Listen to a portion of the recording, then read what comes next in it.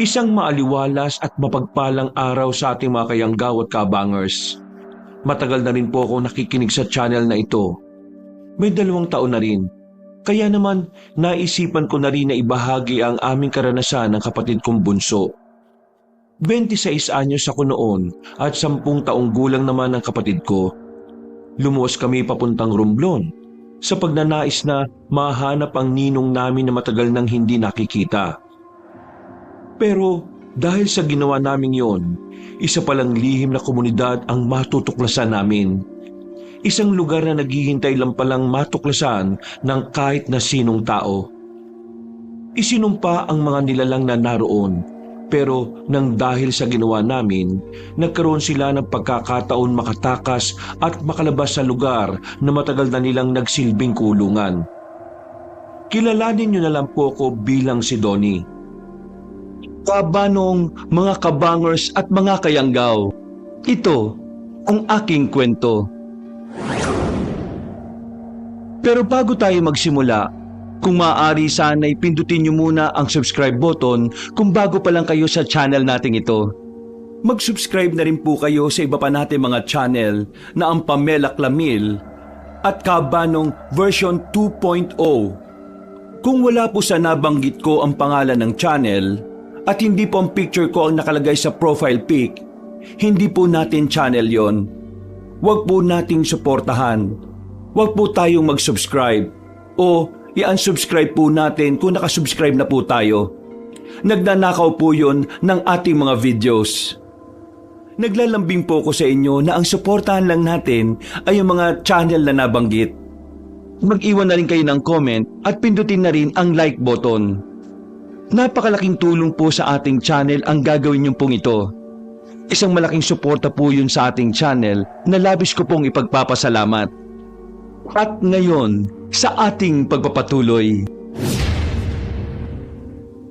Sigurado ka bang walang palya tong van na gagamitin natin, Berting, ha? Wala yan, sir. Kondisyon ko yan. Ako pa ba? Yan ka na naman eh. Ako naniniguro lang ako, ha? Sir naman, kailan tayo tumirik sa dana ito ang gamit natin? Hoy, para ipaalala ko lang sa'yo, nung nakaraang linggo lang tumirik yung sinasakyan natin eh. Nakakalimutan mo na ba? Pero sir, hindi naman itong sasakyan na ito yung gamit natin. Ibahin mo itong si Brownie. Ha? Brownie? Sa tagal ko na sa inyo at sa tagal ko na ginagamit itong sasakyan ng papa nyo, pinangalanan ko na siyang Brownie. Ayos ha? Kailan mo pa pinangalanan yan? Kahapon lang. Ay, pambihira. O sige na, tulungan mo na lang akong isang parito yung mga dadalhin nating gamit. Kakaunti lang talaga yun. Sir, hindi naman sa nakikialam ako pero parang gano'n na nga rin. Sigurado ba kayo na sa Romblon na namamalagi si Mang Tasyo? Baka naman mali na naman tayo ng info niyan ha? Hindi natin malalaman kung di natin pupuntahan. Kung sakali mali, di at least sumubok tayo. Alam mo, Berting, sa buhay natin ang palagi mga walang napapala ay yung mga taong hindi sumusubok. Yung mga sumusubok naman na walang napapala, sila yung mga taong may nakukuwang aral sa ginawa nila kahit talo. Kaya susubok tayo kahit walang kasiguraduhan. Ano, nagets mo ba ako? Hindi. Ay, sus, pambihira ka naman oh. O sige na, kunin na natin yung gamit dun sa loob. Matagal na sa amin si Berting, Kabanong. Sanggol pa lang ang kapatid kong si Buboy ay driver na namin siya. Ngayong 10 taon na ang kapatid ko, siya pa rin ang kasakasama namin. Para na rin namin siyang pamilya. Kagaya na lang din ni Mang Tasyo, o mas kilala sa tawag naming Tatay Tasyo. Si Tatay Tasyo ay parang magulang na namin. Kaibigan siya ni Papa. Siya ang nag-alaga sa amin dahil masyadong abala sa mga negosyo ang aming mga magulang. Mula pagkabata ko hanggang sa 5 taon na si Buboy ay nakasama namin siya. Pero pagkatapos noon, nagpaalam lang siyang bibili ng mantika pero hindi na siya bumalik. No! Gusto ko to isama. I want it. Bawal nga isama yan sa biyahe, sabi ng kuya mo. If you not sunod-sunod to you, kuya, You are not sama-sama sa amin. What?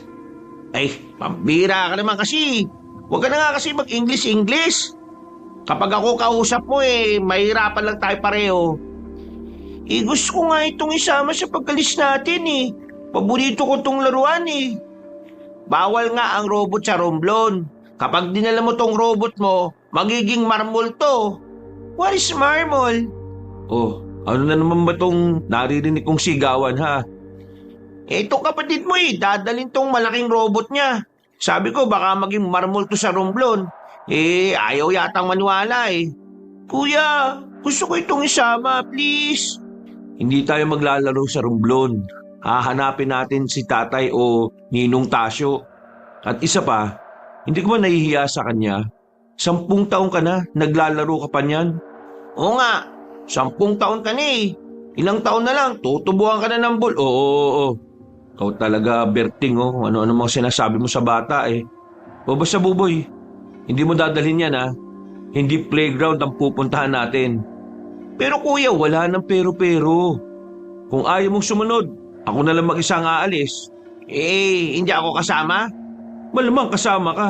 Ikaw driver Kasama ako. Ikaw hindi. Kuya, nangasar. Iwan mo yung robot mo ha. Pumunta ka na sa van. Nakakausap ko na si Papa at Mama. Nakapagpaalam na ako. Wala nang nagawa pa ang kapatid kong si Buboy Cabanong. Sumakay na rin kami ng van at saktong 6:00 ng gabi, nakaalis na rin kami ng bahay. Tahimik lang sa unang biyahe. Nang mapansin ni Berting na nakatulog na si Buboy sa kakaiyak, saka na niya ako kinausap. Sir, may kwento ko. Tigil mo na yan. Kung tungkol na naman yan sa 2 kalbo na nagsabunutan. Hindi sir, iba to. O ano ba yan? Narinig ko kasi usapan nila Aling Medina kanina at ni Daisy sa kusina. Yung tungkol daw sa di ba nga taga Romblon din sila? Oo nga. Tungkol ba saan? Nasabi kasi ni Aling Medina na maganda raw sa Romblon. O tapos? Yun na yun sir. Sus, wala ka talagang masabing matino no? Mag-focus ka na nga lang dyan sa minamaneho mo. Mamaya mabangga pa tayo. Natatawa-tawa pa siya sa pinaggagawa niya. Ako naman ay itinuon na lamang din ang atensyon sa dinaraanan namin. Makalipas ang ilang oras, nakarating na rin kami sa pier. Naisampa namin na maayos sa barko ang sasakyan namin. Sakto rin ang dating namin dahil ilang minuto na lang ay aalis na. Malayo-layo ang magiging biyahe namin. Kaya nang makarating na kami sa binayaran naming kwarto, nagpahinga na muna kami. Paggising ko, madaling araw na. Sabi ni Berting, mga gabi o madaling araw na rin kaming makakarating sa Romblon. O baka lagpas 1 araw, depende sa panahon. Nagising ko ba kayo, sir? Hindi naman. Bakit? Ano bang ginagawa mo kanina habang natutulog ako? Natutulog din. Baka kasi malakas yung hilik ko Hindi naman. Sir, tanong ko lang. Medyo personal ito Pero wag mo na lang sagutin kung ayaw mo. Pero bakit hindi pa kayo nag-aasawa, sir? Sa edad nyo ngang yan pwede na kayong magkaanak Baog ba kayo? Sira ulo. Baog agad. Hindi ba pwedeng hindi pa ako handang maging magulang at maging isang asawa? Bakit naman hindi kayo handa? Nasa inyo na nga ang lahat Pera, kagwapuan. Pagiging handa sa isip. Ayoko mag-asawa agad ng hindi handa. Kasi ang maghihirap lang naman sa desisyon ko na yun yung magiging anak ko. Mahirap magkaroon ng isang ama na hindi handa sa responsibilidad. Kagaya na lang ng tatay namin. Nabuntis niya si mama nang wala sa plano. Kaya yun, nasanay na lang ako na mas madalas niya pang kasama yung mga kapwa niya negosyante kaysa sa amin. Kasi yun naman ang ginagawa niya bago ako mabuo sa mundong ito Kung sa bagay, may tama ka, sir. Ang daming nagiging magulang ng maaga ngayon dahil sa maraming dahilan. Una, kapusukan. Pangalawa, dinidiktahan sila ng lipunan na mag-anak na dahil pakaramdam ng mga tao kapag wala pang anak ang isang lalaki at babae, na pag-iiwanan na sila ng panahon. Pero ang realidad, hindi naman karera ang pagbuo ng pamilya o ang pag-aasawa at pag-aanak eh. Ang pagkakaroon ng pamilya ay dapat na kusang nabubuo dahil sa pagmamahal at pagiging handa sa mga bagay-bagay. Kapag nagpamilya ka kasi, tinatanggap mo na kaagad ang responsibilidad at obligasyon. At yung dalawang yan ay hindi mo dapat madiliing mapunta sa'yo. Kasi yung dalawang yan ang pinakamabigat na dadalhin mo bilang isang asawa at magulang. At saka, bakit ba nila minamadaling mag-anak ang isang tao? Sila bang magpapakain sa bata kapag sinilang na? Hindi naman, di ba? Pasensya na sir ah. Nagtatanong lang naman ako eh. Sinasagot ko lang rin naman yung tanong mo kaya sana malinawan ka. Ikaw, bakit hindi ka pa nag-aasawa? Halata ba sir? Walang napatol eh. Buwang ka kasi. Natawa na lang kaming dalawa. Matapos ang usapan namin, bumalik na lang kami sa pagtulog. Mabilis na kinain ng oras ang mga sandali. Hindi na namin namalayan na nakarating na kami sa Romblon. Sobrang haba ng binyahe namin. Todo pagod ang naramdaman namin kahit na magdamag lang naman kaming nakahiga at nakaupo. Nang makababa na kami ng barko, naganap na muna kami ng makakain. Sa hindi ko malamang dahilan, nakaramdam ako ng pagkailang sa kung paano kami tingnan ng mga tao sa kainan. Hayaan mo lang sila. Ganyan talaga mga tao rito eh. Namamangha kapag nakakakita ng gwapo. Tingnan nyo sir, hindi tumitingin sa akin, sa'yo lang. Sira ulo. Bantayan mo si Buboy, baka mamaya may gawing hindi maganda sa atin yan. Masarap ang pagkain doon, Kabanong. Hindi ako nagkamali nang nabasa sa internet na magagaling talagang magluto ang mga taga-Romblon. Pagkatapos namin kumain, nagpahinga lang kami sandali sa tapat ng van. Tamang yosi habang nagpapatunaw ng kinain. Habang si Buboy naman, abalang-abala lang sa paglalaro ng cellphone. Berting, naniniwala ka ba sa aswang? Munti ka na niyang maibuga sa akin ang iniinom niyang soft drinks sa tanong kong yon. Siguro dahil nagulat siya kung bakit bigla-bigla na lang ako nagtanong ng ganun sa kanya. Samantalang kahit kailan, hindi naman namin napag-usapan yon sa mga lakad namin. Ano ba yan? Pambira ka naman sir. Bigla-bigla ka na lang nagbubukas ng mga weirdong usapan. Bakit mo pa na itanong yan sir? Nag-research kasi ako tungkol sa probinsyang ito. Ang dami kong mga nalaman. Mga masasarap na pagkain, mabubuting tao, mga magagandang tanawin. Pero meron akong nahalungkat na article eh. Hindi ko alam kung verified. Pero napukaw nun yung atensyon ko. Ang sabi doon, dito raw sa Romblon, dati raw may mga aswang dito. Wala naman daw sinasaktan ng mga aswang na yon. Pero ang haka-haka, nung unang panahon kumakain sila ng tao. Hindi ko alam kung totoo ang sinasabi sa article na yon ha. Kaya nga tinatanong kita kung naniniwala ka sa aswang eh. Ako kasi 50-50. Maniniwala ka sir kung sasabihin kong naniniwala ako. Oo, maniniwala akong naniniwala ka. Ikaw yung tipong mahilig sa mga hindi mapaliwanag na bagay eh. Pero alam mo, kung sakali mang totoo na merong aswang dito, hindi naman tayo masasaktan nun eh. Takot naman daw sila sa mga tao. Pero malay nyo, yung mga aswang ngayon high-tech na rin. Gumagamit na rin yata sila ng cellphone eh. Para kapag meron silang bibiktimahin, text-text na lang o kaya tawagan na lang. Ang malas lang kasi baka wala silang load o signal eh. Madalas kasi sa mga liblib na lugar sila. Napakasira ulo mo talaga kahit na kailan no. Ngayon ako, tara na nga. Bumalik na kami sa loob ng van. Muli kong nireview ang address na binigay sa amin ng kakilala ni Tatay Tasyo. Malayo-layo pa rin ang biyahe namin. Inabot na kami ng hapon, pero hindi pa rin namin makita. Ang sabi ng mga napagtanungan namin, lumang lugar na raw ang San Rafael. Dahil sa dami ng sakuna na raw na dumating, parang natabunan na raw ng lupa ang lugar na yon. Kaya wala nang nakakaalam kung saan.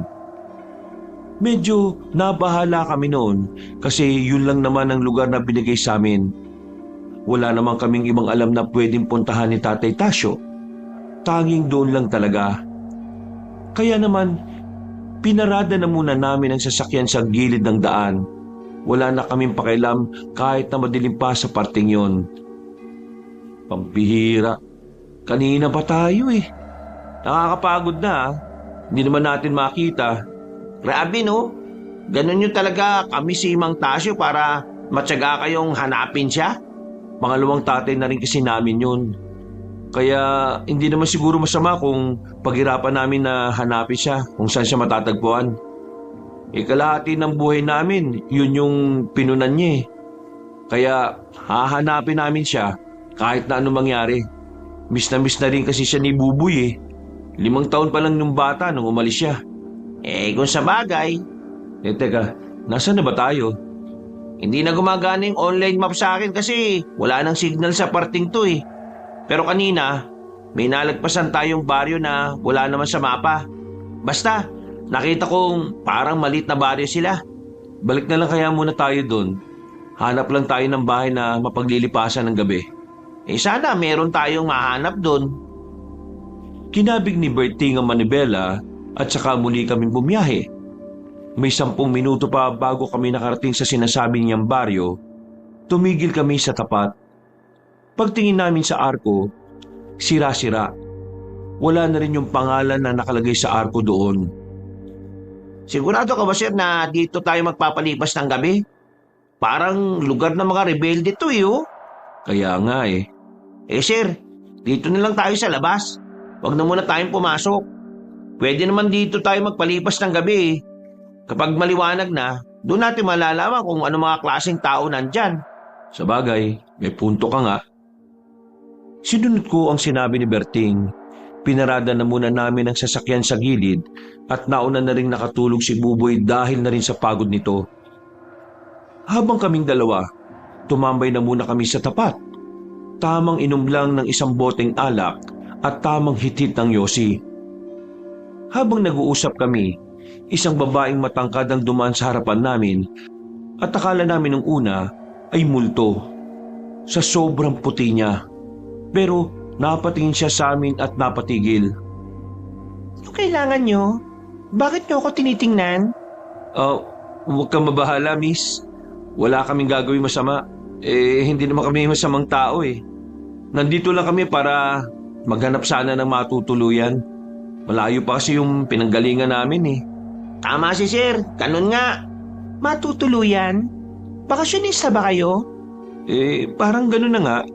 Meron kasi kaming hinahanap. May kilala ka bang Tasyo? Mang Tasyo kung tawagin ng iba? Tasyo? Wala akong kilalang ganun eh. Bago lang din kasi ako dito. Nagbabakasyon lang. Bakit nasa labas ka pa ng ganitong oras? Madilim pa sa daan. Kundi ito mga ilaw sa poste eh. Delikado. May sakit ang tiyahin ko eh. Kailangan ko makabili ng gamot. Kaya heto, pumili ako. No choice din kasi na wala namang mautusan. Mga tamad na pinsan ko eh. Ganun ba? Kung kailangan nyo ng mauupahan na bahay, meron naman sa amin, kaso nga lang, hindi siya sementado. Gawa lang siya sa kawayan. Hindi gaya sa syudad. Ayos lang naman. Ang mahalaga naman sa amin makapagpahinga kami. Pwede mo ba kaming dalhin doon? Sige, sundan niyo lang ako. Nauna nang naglakad ang babae. Noong mga sandaling yon, hindi ko rin maintindihan kung bakit ganun na lang ako kadaling nagtiwala sa kanya. Pero ang mas hindi namin maintindihan kung bakit komportable rin siyang kausapin kami. Pero dahil desperado na kaming makahanap ng matutuluyan, sinundan na lang namin ang babae. Hindi nagtagal, meron na kaming narating na bahay. Isang palapag lang yon. Yari sa makakapal na kawayan ng dingding. Ang bubungan naman ay mga dayami na pinagpatong-patong. May maliit na bakuran. Tapos may balon ng tubig sa gilid. At ang banyo ay nasa gilid naman ito. Madalas na pinapaupahan ito, pero umaalis din naman ng mga yon kasi mga bakasyonista rin. Kaya may mga dumadalaw dito na mga turista. Kasi pag baba nyo dyan sa kaliwa, may magandang falls dyan. Makikita nyo bukas kapag maliwanag na. Kaya pala sobrang lamig dito kasi may malapit na falls. Ayos! Bukas na lang kayo magbayad. Magpahinga na muna kayo. Wala rin kasi akong oras kumausap sa inyo eh. Si Tia kasi ang dapat nyo talagang kausapin. Isa pa, aasikasuhin ko pa siya ngayon. Maraming salamat Pasensya na rin sa abala. Walang anuman. O sige, mauna na ako. Kuya Donnie, crush mo yung babae? Ha? Crush ka agad? Hindi ko pa nga yan kilala eh. Kita ko sa mukha mo, kuya, masaya ka? Hindi magsisinungaling ang bata, sir. Aminin. Maganda yung babae, oo. Pero crush? Hindi Kailangan kilalanin mo muna bago mo hangaan. Mali ka, sir. Pwede mong hangaan kahit hindi mo pa kilala. Kasi yung paghanga, nakabase naman yan kung ano yung unang makikita mo sa kanya eh. Panloob o panlabas. Ang galing mo naman, Kuya Berting. Bakit wala ka pang syota? Huy, bibig mo Kaya wala pa akong syota kasi ayaw ko sa kanila. Sakit lang sa ulo yung mga babae, buboy eh. Kaya ikaw, mag-iingat ka sa mga babae Bibigyan ka lang nila ng problema. Ang ibig mo pong sabihin, walang nagkakagusto sa'yo, Kuya Berting? Aba, ikaw Hindi nagsisinungaling ang bata. Opo, totoong sinasabi ko. Ay nako, pumasok na nga lang tayo at nang makapagpahinga na. Buti na lang nakapagdala tayo ng banig at kumot. Mukhang malamig dito eh. Kuya, tingnan mo may space yung sahig. Baka may sumundot ng puwet ko sa ilalim. Dami mo talaga napapansin. Huwag kang mag-alala, lalagyan naman natin yan ng banig eh. Maya-maya lang ay inilatag na namin ang banig. Ibinagpabukas na lang namin ang paghahanap kay Tatay Tasyo, pero kahit napagod ng katawan ko noon, hindi ako dinadalaw ng antok. Dilat na dilat ang diwa ko sa hindi ko malaman na dahilan. Bumangon ako at binuksan ko ang bintana. Sumilip ako sa labas. Sobrang tahimik. Ganun pala talaga ang paligid sa probinsya. Wala akong ibang ginawa noon kundi ang mag-cellphone. Mga bandang 4:00, saka lang ako inantok. Ginising nila akong mga bandang 8:00 na. Nakaramdam na kasi sila ng gutom. Paglabas namin ng bahay, kinausap kami ng babaeng nagpakilala sa amin bilang si Madonna. Hindi makakaharap ang tiyahin niya dahil may sakit pa rin. Nagbayad kami sa kanya ng 5 araw. Palagay kasi namin ay matatagalan ang paghahanap namin kay Tatay Tasyo. Lalo na't wala namang makapagturo kung saan ang San Rafael. Inaantok ka pa ba? Pwede ka namang matulog na muna. Gisingin na lang kita mamaya. Hindi na. Kailangan na nating simulang maghanap kay Tatay Tasyo. Sayang ang araw eh. 1 linggo lang ang binigay na araw ni Papa at Mama sa akin. Sigurado ka bang hindi ka pa inaantok? Ano naman kung hinaantok ako? Ikaw naman ang magmamaneho, di ba? Ay, oo nga pala. Ikaw nga pala yung sir at ako yung driver. At ako naman yung boss. Bumanat ka na naman dyan. Yung ngipin mo, naninilaw na Wala kasing tubig. Paano ako magtutoothbrush? Samahan mo nga muna yung Berting. Umalis ang dalawa at maya-maya dumating naman ang babaeng si Madonna. Nakangiti siyang lumapit sa akin. Hindi ko na sana kakausapin dahil nahihiya ako, pero siya ang unang nagsalita. Ano nga ulit ang pangalan ng hinahanap niyong tao? Tasyo. Anong apelyido? Ang totoo niyang pangalan, Anastasio Langomez. Kilala niyo ba siya? Yun nga ang binanggit sa akin ni Tia. Dati raw kasing nagpunta yun dito para gamutin siya. Gamutin? Doktor siya dito? Hindi doktor, albularyo. Albularyo? Kailan pa? Hindi ko alam eh. Sinabi lang yan sa akin ni Tia. Nasabi ba niya kung alam niya ang tirahan ni Tatay Tasyo? Hindi. Pero meron siyang nabanggit na lugar. Saan? San Rafael. Alam na namin yan. Ang sabi ng mga napagtanungan namin, wala na raw ang lugar na yan eh. Natabunan na raw dahil sa malalakas na sakuna dito. Dalawa kasi ang San Rafael dito. Yung isa, yan yung sinasabi mong natabunan na. Yung isa naman, yun yung bagong San Rafael na umusbong. 1 dekada pa lang yata nakakalipas. Teka, bakit ang dami mo yatang alam eh? Sabi mo nagbabakasyon ka lang dito. Kuya, mag-aanim na buwan na akong nagbabakasyon dito. Ah, kaya pala. Nagdududa ka ba sa mga sinabi ko? Hindi naman. Napatanong lang naman ako. Kung gusto nyo, pwede ko naman kayong samahan. Itatanong ko lang kay Tia kung saan. Talaga? Sasamahan mo kami? Pero hindi libre. Siyempre maabala nyo ako. Kaya babayaran nyo ako. Walang problema. Basta ituro mo lang sa amin kung saan yung San Rafael na yon. Pwede ko bang malaman kung kaano-ano nyo yung hinahanap nyo? Base kasi sa itsura nyo, mukha naman kayong nakakaangat sa buhay. Mga taga Maynila nga talaga kayo. Si Tatay Tasyo, siya ang nag-alaga sa amin ng kapatid ko. Kaso nung pagka-5 taon ng kapatid ko bigla siyang nawala. Ang sabi niya nung hapon na nagpaalam siya, bibili lang siya ng mantika. Tapos, hindi na siya bumalik. Kaya ganun na lang ang kagustuhan niyang makita siya. O sige, tutulungan ko kayo. Huwag kayong mag-alala. Taga Maynila rin naman ako Kaya alam kong makakasundo niyo ako. Kaya pala magaan ang loob namin sa iyo Kababayan ka pala. Baka ka syudad. Nagtawanan pa kami ni Madonna noon na parabang ang tagal na namin magkakilala. Pagbalik ng dalawa, inihanda na rin namin ang sasakyan. Iniwan na muna ang ibang gamit sa bahay, pero dinala namin ang mga importante. Medyo tahimik lang ang unang oras ng biyahe. Nagkakaroon siguro ng pag-aalinlangan si Berting at Buboy na dumaldal dahil meron kaming ibang kasama. Maya-maya pa, binasag na rin ng babae ang katahimikan. Naintindihan ko nararamdaman nyo. Minsan na rin kasi ako naghanap ng isang ama. Ang pagkakaiba lang siguro natin, yung akin, totoong ama ko talaga. Kaso ang problema, nung nahanap ko siya, may iba na pala siyang pamilya. Medyo nakakalungkot pala yung nangyari sa'yo. Ganun talaga. Pero hinayaan ko na lang. Ang mahalaga naman sa akin ngayon, may tiyahin ako na umiintindi sa akin. Kahit na minsan lang kami makasama. Bala ko na nga tumira dito Bakit naman hindi? Parang mas payapa rito. Uy, si kuya, kinakausap si ate. Huy, manahimik kang bata ka.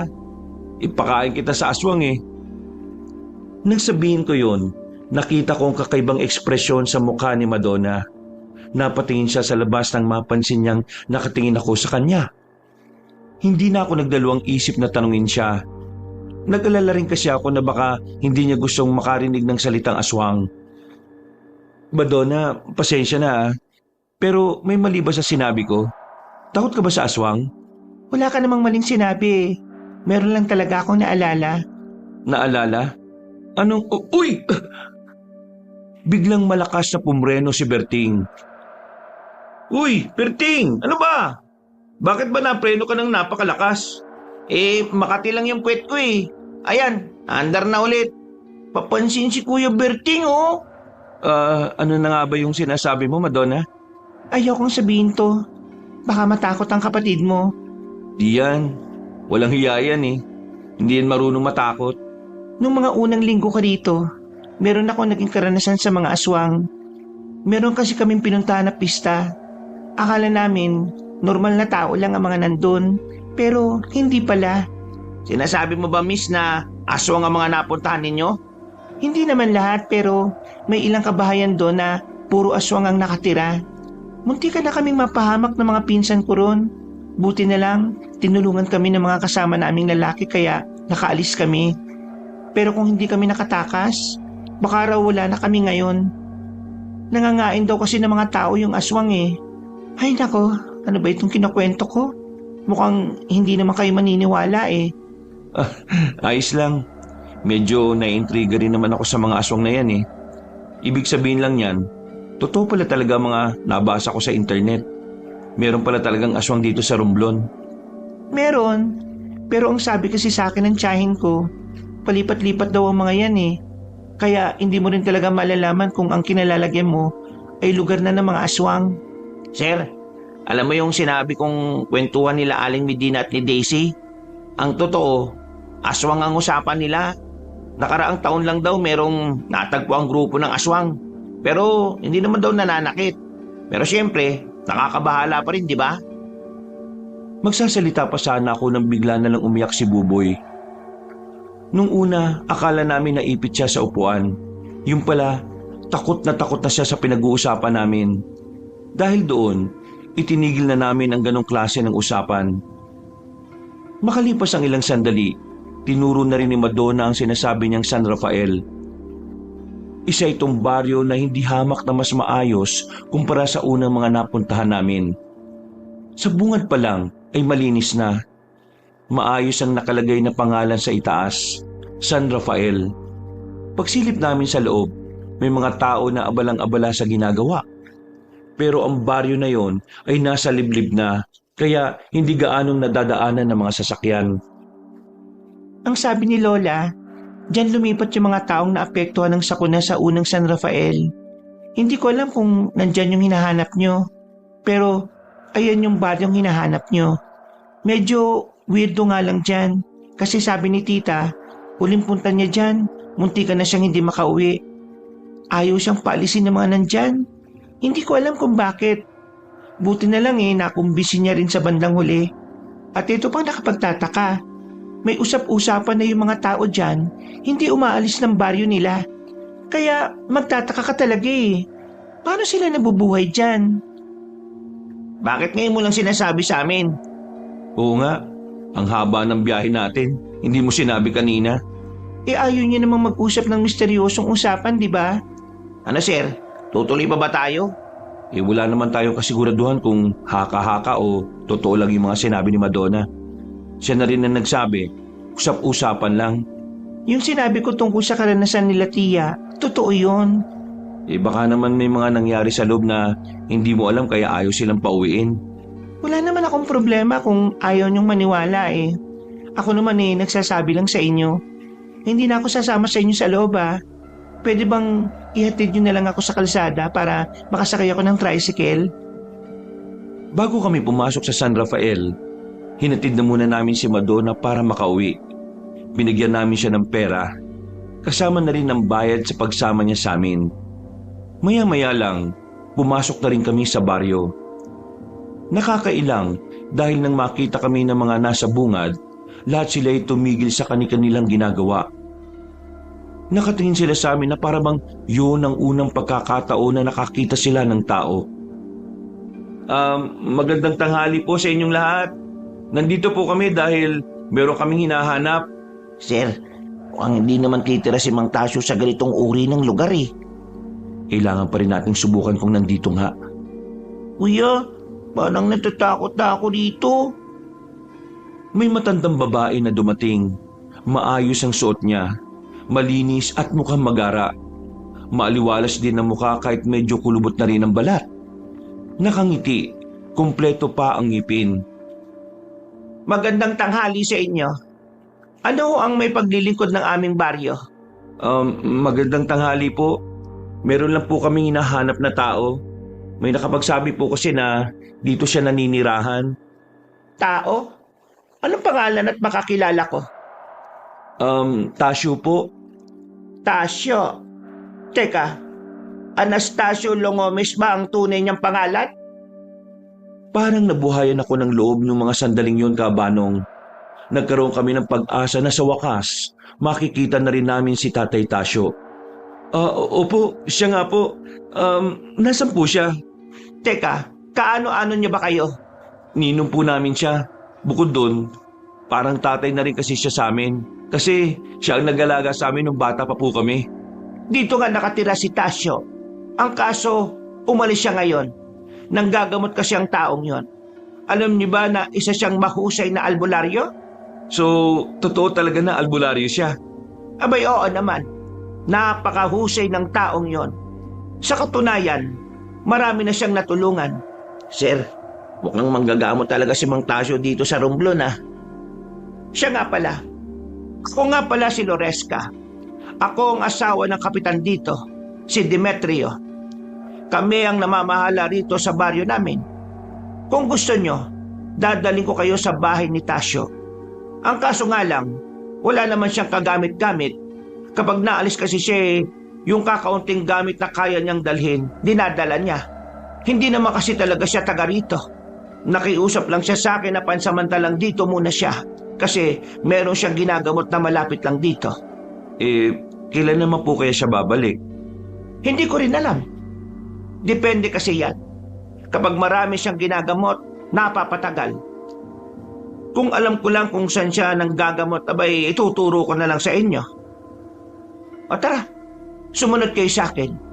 Dadaling ko kayo sa bahay niya para habang hinihintay niyo siya may matutuluyan kayo.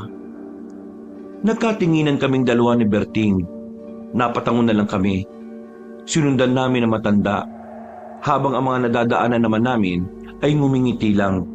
Pero halata namang napipilitan lang sila. Hindi na lang namin sila pinapansin. Ang mahalaga naman sa akin noon, mabait sa amin yung matandang babae. Ilang minuto lang, nakarating na rin kami sa sinasabing bahay ni Tatay Tasyo. Bakuran pa lang, mahahalatang bahay yun ng albularyo. Ang dami kasing mga nakasabit na burloloy. Pero sa loob, walang kagamit-gamit kundi unan at banig lang. Paano? Maiwan ko na muna kayo. Baka mamaya dumating ang asawa ko para kausapin kayo. Huwag kayong mahiya. Ganito talaga kami sa mga bisita. Muling ngumiti sa amin na matandang babae. Kami naman ay napangiti na lang din at kumuway pa habang naglalakad siya papalayo. Si Buboy, pansin kong hindi siya nagsasalita.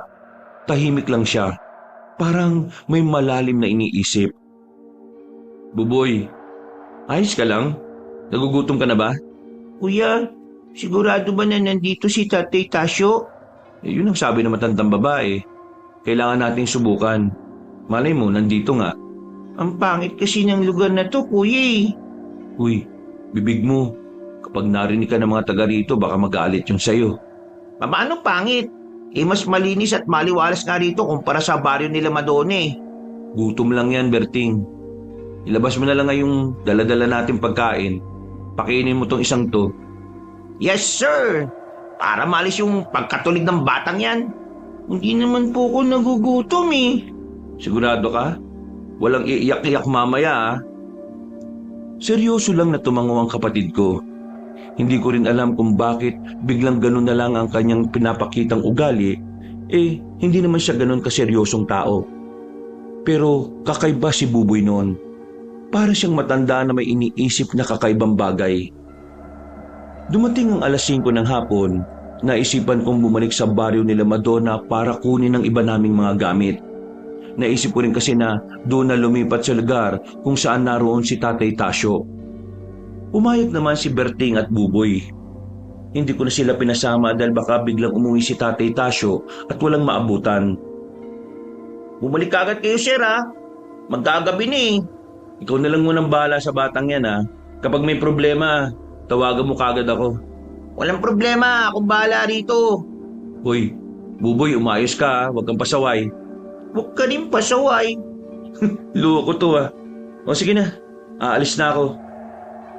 Inuha ko na ang susi kay Berting.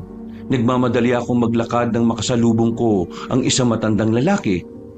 Malapad din ang ngiti niya.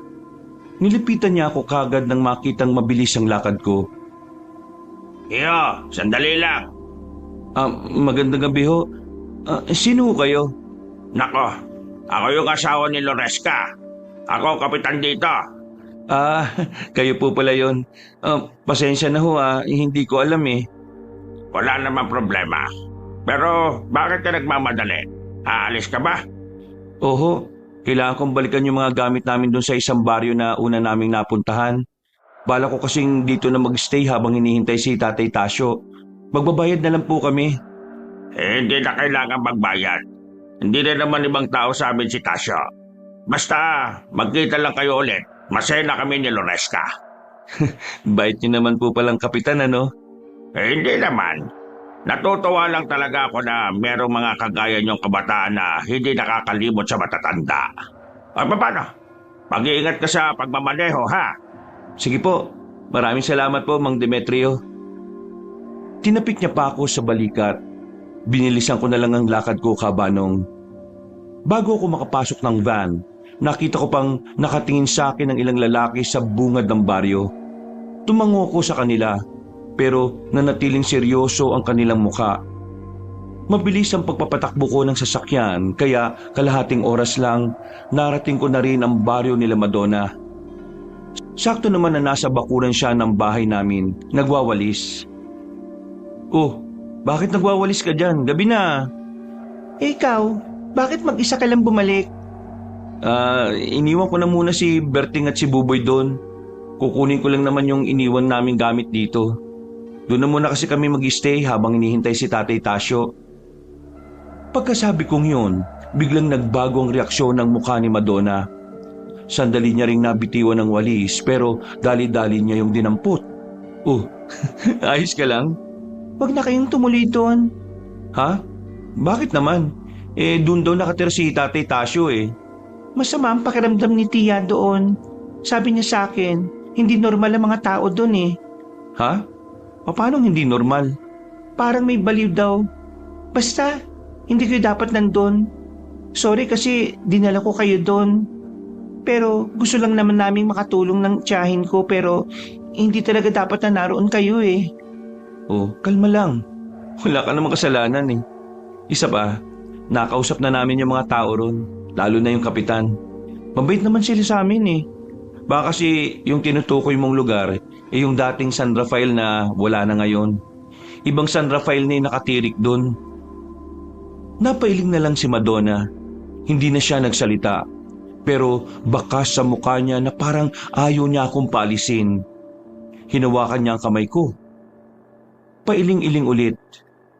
Sa hindi inaasahan, bigla na niya akong niyakap. Pasensya ka na pero kailangan ko na talaga silang balikan dun eh. Huwag na, delikado doon. Dito ka na lang. Madonna, ang weird mo na. Hindi na ako natutuwa. Gusto ko lang naman kayong iligtas eh. Mali ba yon? Nandun na nga yung mga kasama ko. Kailangan ko silang balikan kasi hinihintay na nila ako eh. Kung babalikan mo sila, mapapahama ka rin. Mga siraulo't basag ulo mga tao rin eh. Buti nga, nakaalis ka pa doon. Ha? Kanina mga baliw. Ngayon basag ulo. Ano ba talaga? Sa pakikipag-usap ko sa kanya, halos tumagal din ako ng kalahating oras. Talagang ayaw niya akong paalisin. Kulang na lang lumambitin siya sa braso ko. Pero hindi ako nagpapigil. Kailangan ko makabalik dahil naroon din nakatira si Tatay Tasyo. Inalis ko ang pagkakakapit niya sa akin. Naglakad ako ng mabilis. Sa puntong yun, naisip ko na baka si Madonna at ang mga taga roon talaga ang weirdong mga tao. Lahat sila masama ang tingin sa akin nang binitiwan ako ni Madonna. Pero wala na akong pakialam. Bit-bit ko ang mga gamit namin. Nakabalik ako ng sasakyan. Dali-dali kong pinaharurot ang sasakyan. Siya tong nakakatakot eh. Hindi naman siya ganun kaninang umaga. Matino siyang kausap. Ay, nako. Dapat pala talaga. Hindi kami basta nagtiwala sa kanya. Parang siya yung baliw eh. Napapailing na lang ako habang nagmamaneho kabanong. Habang nasa kasagsagan ako ng biyahe, bigla akong nakaramdam ng kaba. Hindi ko maintindihan kung bakit. Pero dahil doon, binagalan ko ng kaunti ang pagpapatakbo. Napahawak ako sa dibdib ko. Noong mga sandaling yon, naisipan ko ng tawagan si Berting. Tumigil na muna ako sa gilid dahil doon lang may matinong signal. Ha? Out of coverage area? Bakit? Wala bang signal doon? Binilisan ko ang pagmamaneho. Nang malapit na ako sa baryo nila Mang Demetrio at Aling Loresca, napatapak ako ng preno nang biglang may humarang sa daan. Pagtingin ko sa labas, si Berting. Bitbitan niya ang walang malay na si Buboy. Sa sobrang pag-aalala ko, ay agad ko silang pinagbuksan at pinapasok. Usang gala, ano nangyari sa kapatid ko? Bakit may dugo yan? Bakit walang malay yan? May sugat siya sa palad, sir. Pero hindi dahil dito kaya siya hindi matay. Nakakita kami ng aswang. Sa sobrang takot kaya siya nawala ng malay. Ano? Aswang? Bilisan niyo na, sir. Magmaneho ka na. Ako nang bahala maglinis sa sugat ng kapatid mo. Marunong ako. Sige na, bilisan mo na. Noong mga sandaling yun ay sinunod ko na lang ang sinabi ni Berting Habanong. Pinaharurot ko ang sasakyan pabalik. Hindi na kami tumuloy sa baryo. Nang medyo nakalayo-layo na kami, ay hininto ko na muna ang sasakyan sa may bandang gilid. Ikwento mo nga sa akin, ano bang nangyari? Ano yung aswang? Lahat ng tao sa baryo ng San Rafael, aswang. Kitang-kita ng dalawang mata ko, sir. Namin ni Buboy, kung paano sila nagpalit ng anyo. Teka. Paano naman mangyayari yun? Hindi naman sila aswang ah. Di ba nakaalis pa nga ako eh. Kung aswang sila, dapat on the spot kinain na tayo. Hindi ko rin nga alam eh. Nung matapos na mapatakan ni Buboy yung balon, bigla na lang kaming nakarinig ng malakas na angin. Natakot na ako noon kaya binitbit ko na siya. Nagawa namin makapagtago.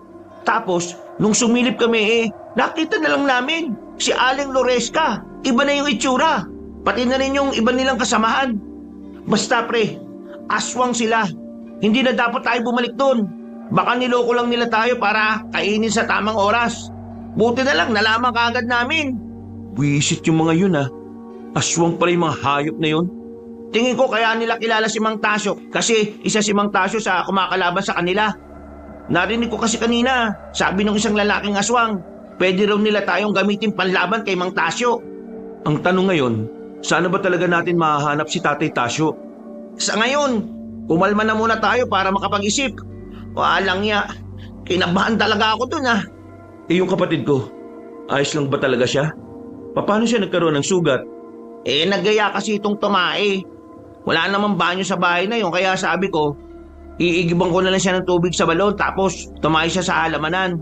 Ang kulit, nakihawak din sa timba. Yero yun. Ayun, nasugat. Ang mahalaga, ayos lang siya. Hindi ko mapapatawad ang sarili ko kapag may nangyari sa kanya. Sir, pasensya na kanina ah. Sa sobrang taranta ko, natawag kitang pare. Wala yun. Halos magkasing edad lang naman tayo eh. Kung bumalik na lang kaya tayo kina Madonna, tama sila ng sinabi. Hindi na tayo babalik doon. Ha? Bakit? Hindi ba kayo nagkasundo? Kanina, ang weirdo niya. Para siyang poses ng kung ano. Pinipigilan niya ako makabalik kagad sa inyo eh. Hinala ko nga, aswang din sila eh. Tapos, kaya niya ako pinipigilan para dalawa lang kayo ni Buboy doon. Bakit? Nakita mo ba siyang naging aswang?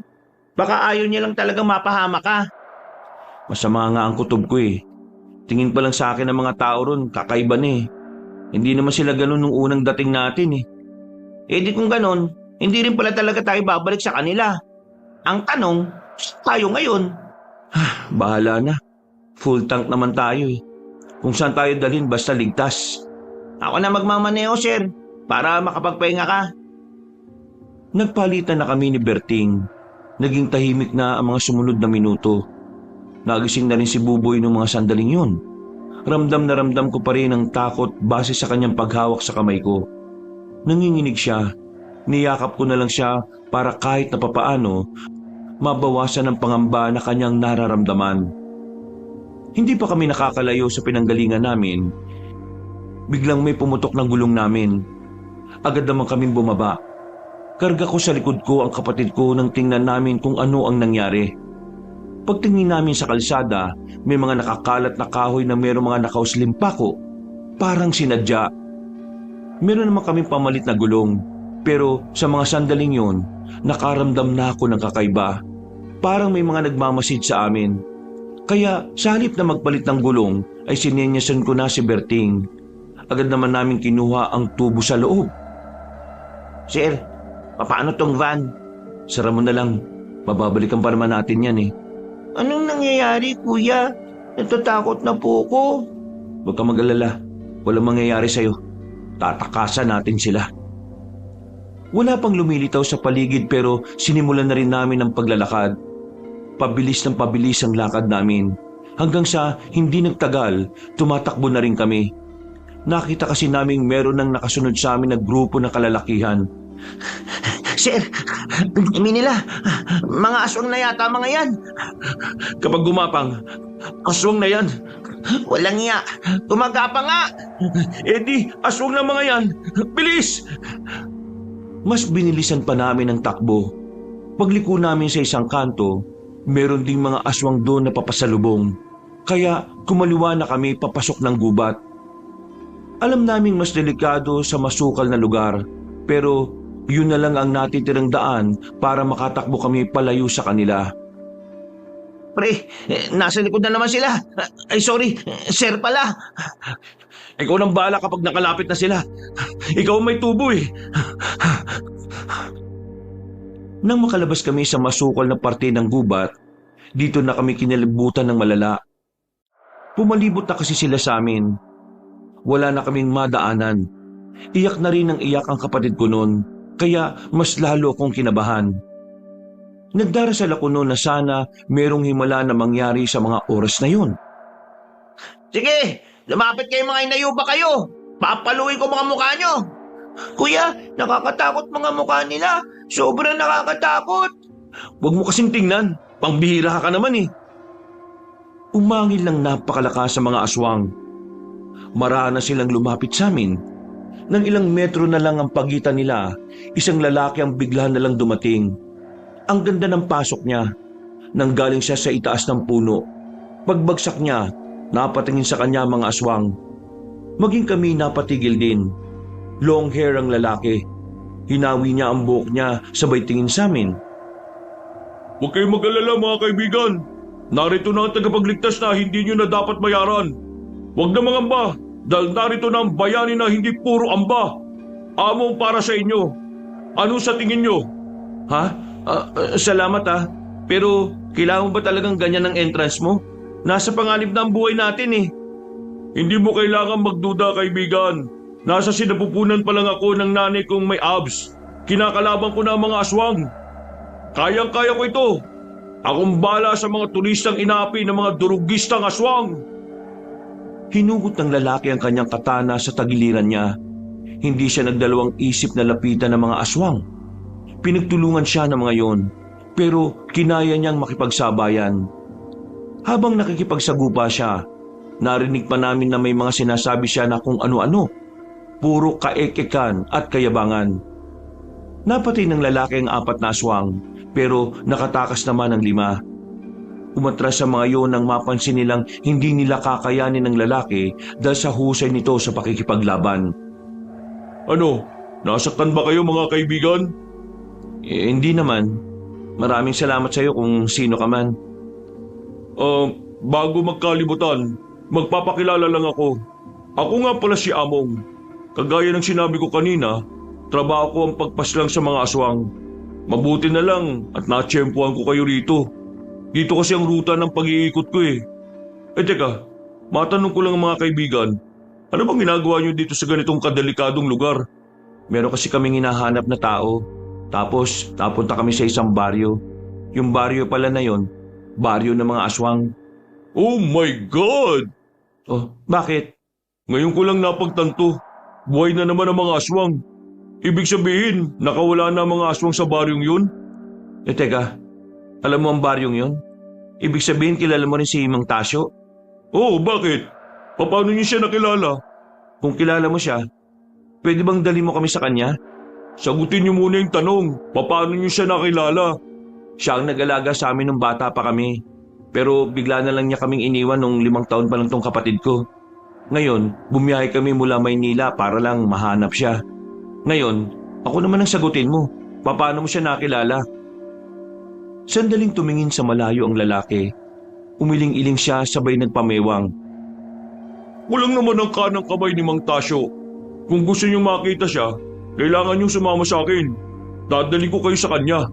Paano naman kami makakasiguro na mapagkakatiwalaan ka nga namin? Kunin niyo ang itak ko para kapag may ginawa ko masama, tagain niyo lang ako. O ano, dadali ko ba kayo sa kanya? O baka naman, gusto na lang na mag-usap tayo rito at hintayin ang restback ng mga aswang. O sige na, dalhin mo na kami sa kanya, pakiusap. Nauna nang naglakad ang lalaking si Among. Bago kami umalis, napatingin pa ako sa mga aswang na nakabulagta. Nakakakilabo talaga ang itsura nila. Kapag nakikita ko ang mukha nila, para kung nakikita yung mga demonyo sa mga pelikula. Kayo siguro yung madalas na naikukwento sa akin ni Mang Tasyo. Ang sabi niya kasi sa akin, miss na raw niya kayo. Iniisip niya nga palagi kung ano nang itsura ng bata na tinutukoy niya. Walang araw na hindi niya kayo nababanggit eh. Ngayon, nagiging malinaw na sa akin kung bakit niya kami iniwan nun. 5 taon na nga ang nakakalipas. Dumating siya rito sa Romblon. Dati na siyang albularyo eh. Maraming nakakakilala sa kanya lalo na mga lolo at lola namin. Matagal din siyang namahinga bilang albularyo. Halos 3 dekada rin eh. Nagsimula yun nung magpunta siya sa Maynila. Ang kaso, nagkaroon ng tawag ng tungkulin kaya ayun, bumalik siya rito. Kuya, makikita na ba natin si Tatay Tasyo? Oo, makikita na natin siya. Kaya kapag nakita mo siya, magmano ka kagad ha. Yay! Sobrang saya ni Buboy ng mga sandaling yon. Kahit ako rin, gusto kong magtatatalon sa tuwa. Pero dahil ayaw kong magmukhang bata rin, pinipigilan ko na lang ang sarili ko. Makalipas ang halos 1 oras, meron na kaming natanaw na kabahayan. Mabibilang lang yata sa daliri ang mga bahay doon.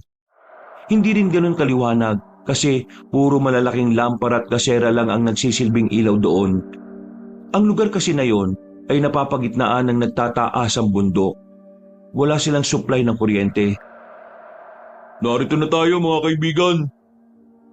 Kaunting lakad lang, tumigil na kami sa harapan ng malaking bakuran. Sa loob nito ay ang simpleng bahay na merong taas at ibaba. Nakita namin doon ang isang matanda na abalang naglalagay ng mga panggatong sa apoy. Mang Tasyo, may bisita ka.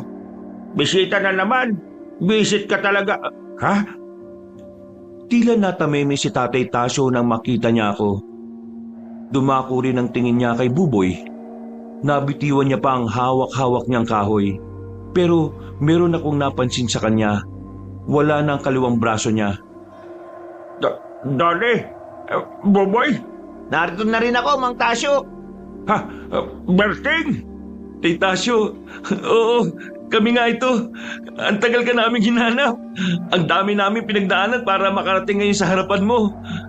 Diyos ko, ganda. Halika nga kaya. Sa mga sandaling yon, hindi ko na napigilang hindi maiyak. Ganon din naman si Buboy at Berting. Kahit si Among na nasa gilid, parang gusto na rin maglupasay sa drama na nakikita niya. Nagyakapan kami nung sandaling yon, Kabanong. Sa sobrang tagal naming hindi siya nakita, parang kulang ang sandaling yon para maibsan ang pangungulila namin sa kanya. Na kahit hindi naman siya ang tunay naming ama, parang siya na rin ang talagang naging magulang namin. Ilang minuto lang, hinandaan na muna niya kami ng makakain. Ang dami naming napagkwentuhan ng mga bagay-bagay. Mga nakaraan nung kasakasama pa namin siya sa bahay. Pagkatapos, nilinisan na muna niya ang sugat ng kapatid ko. At dahil sa gamot, agad na inantok si Buboy. Kami na lang ang nasa bakuran, tulog na ang bata. Tamang oras para pag-usapan ang mga nangyari. Tay, anong nangyari sa braso niyo? Nung bago kayo umalis, okay pa yan ah. Oo nga, naalala ko dati. Yung kaliwang braso mo pa yung pinangsampal mo sa akin nung nagwala ako nung lasing ako eh. Huminga ng malalim si Tatay Tasyo. Sandali siyang lumagok ng tsaa.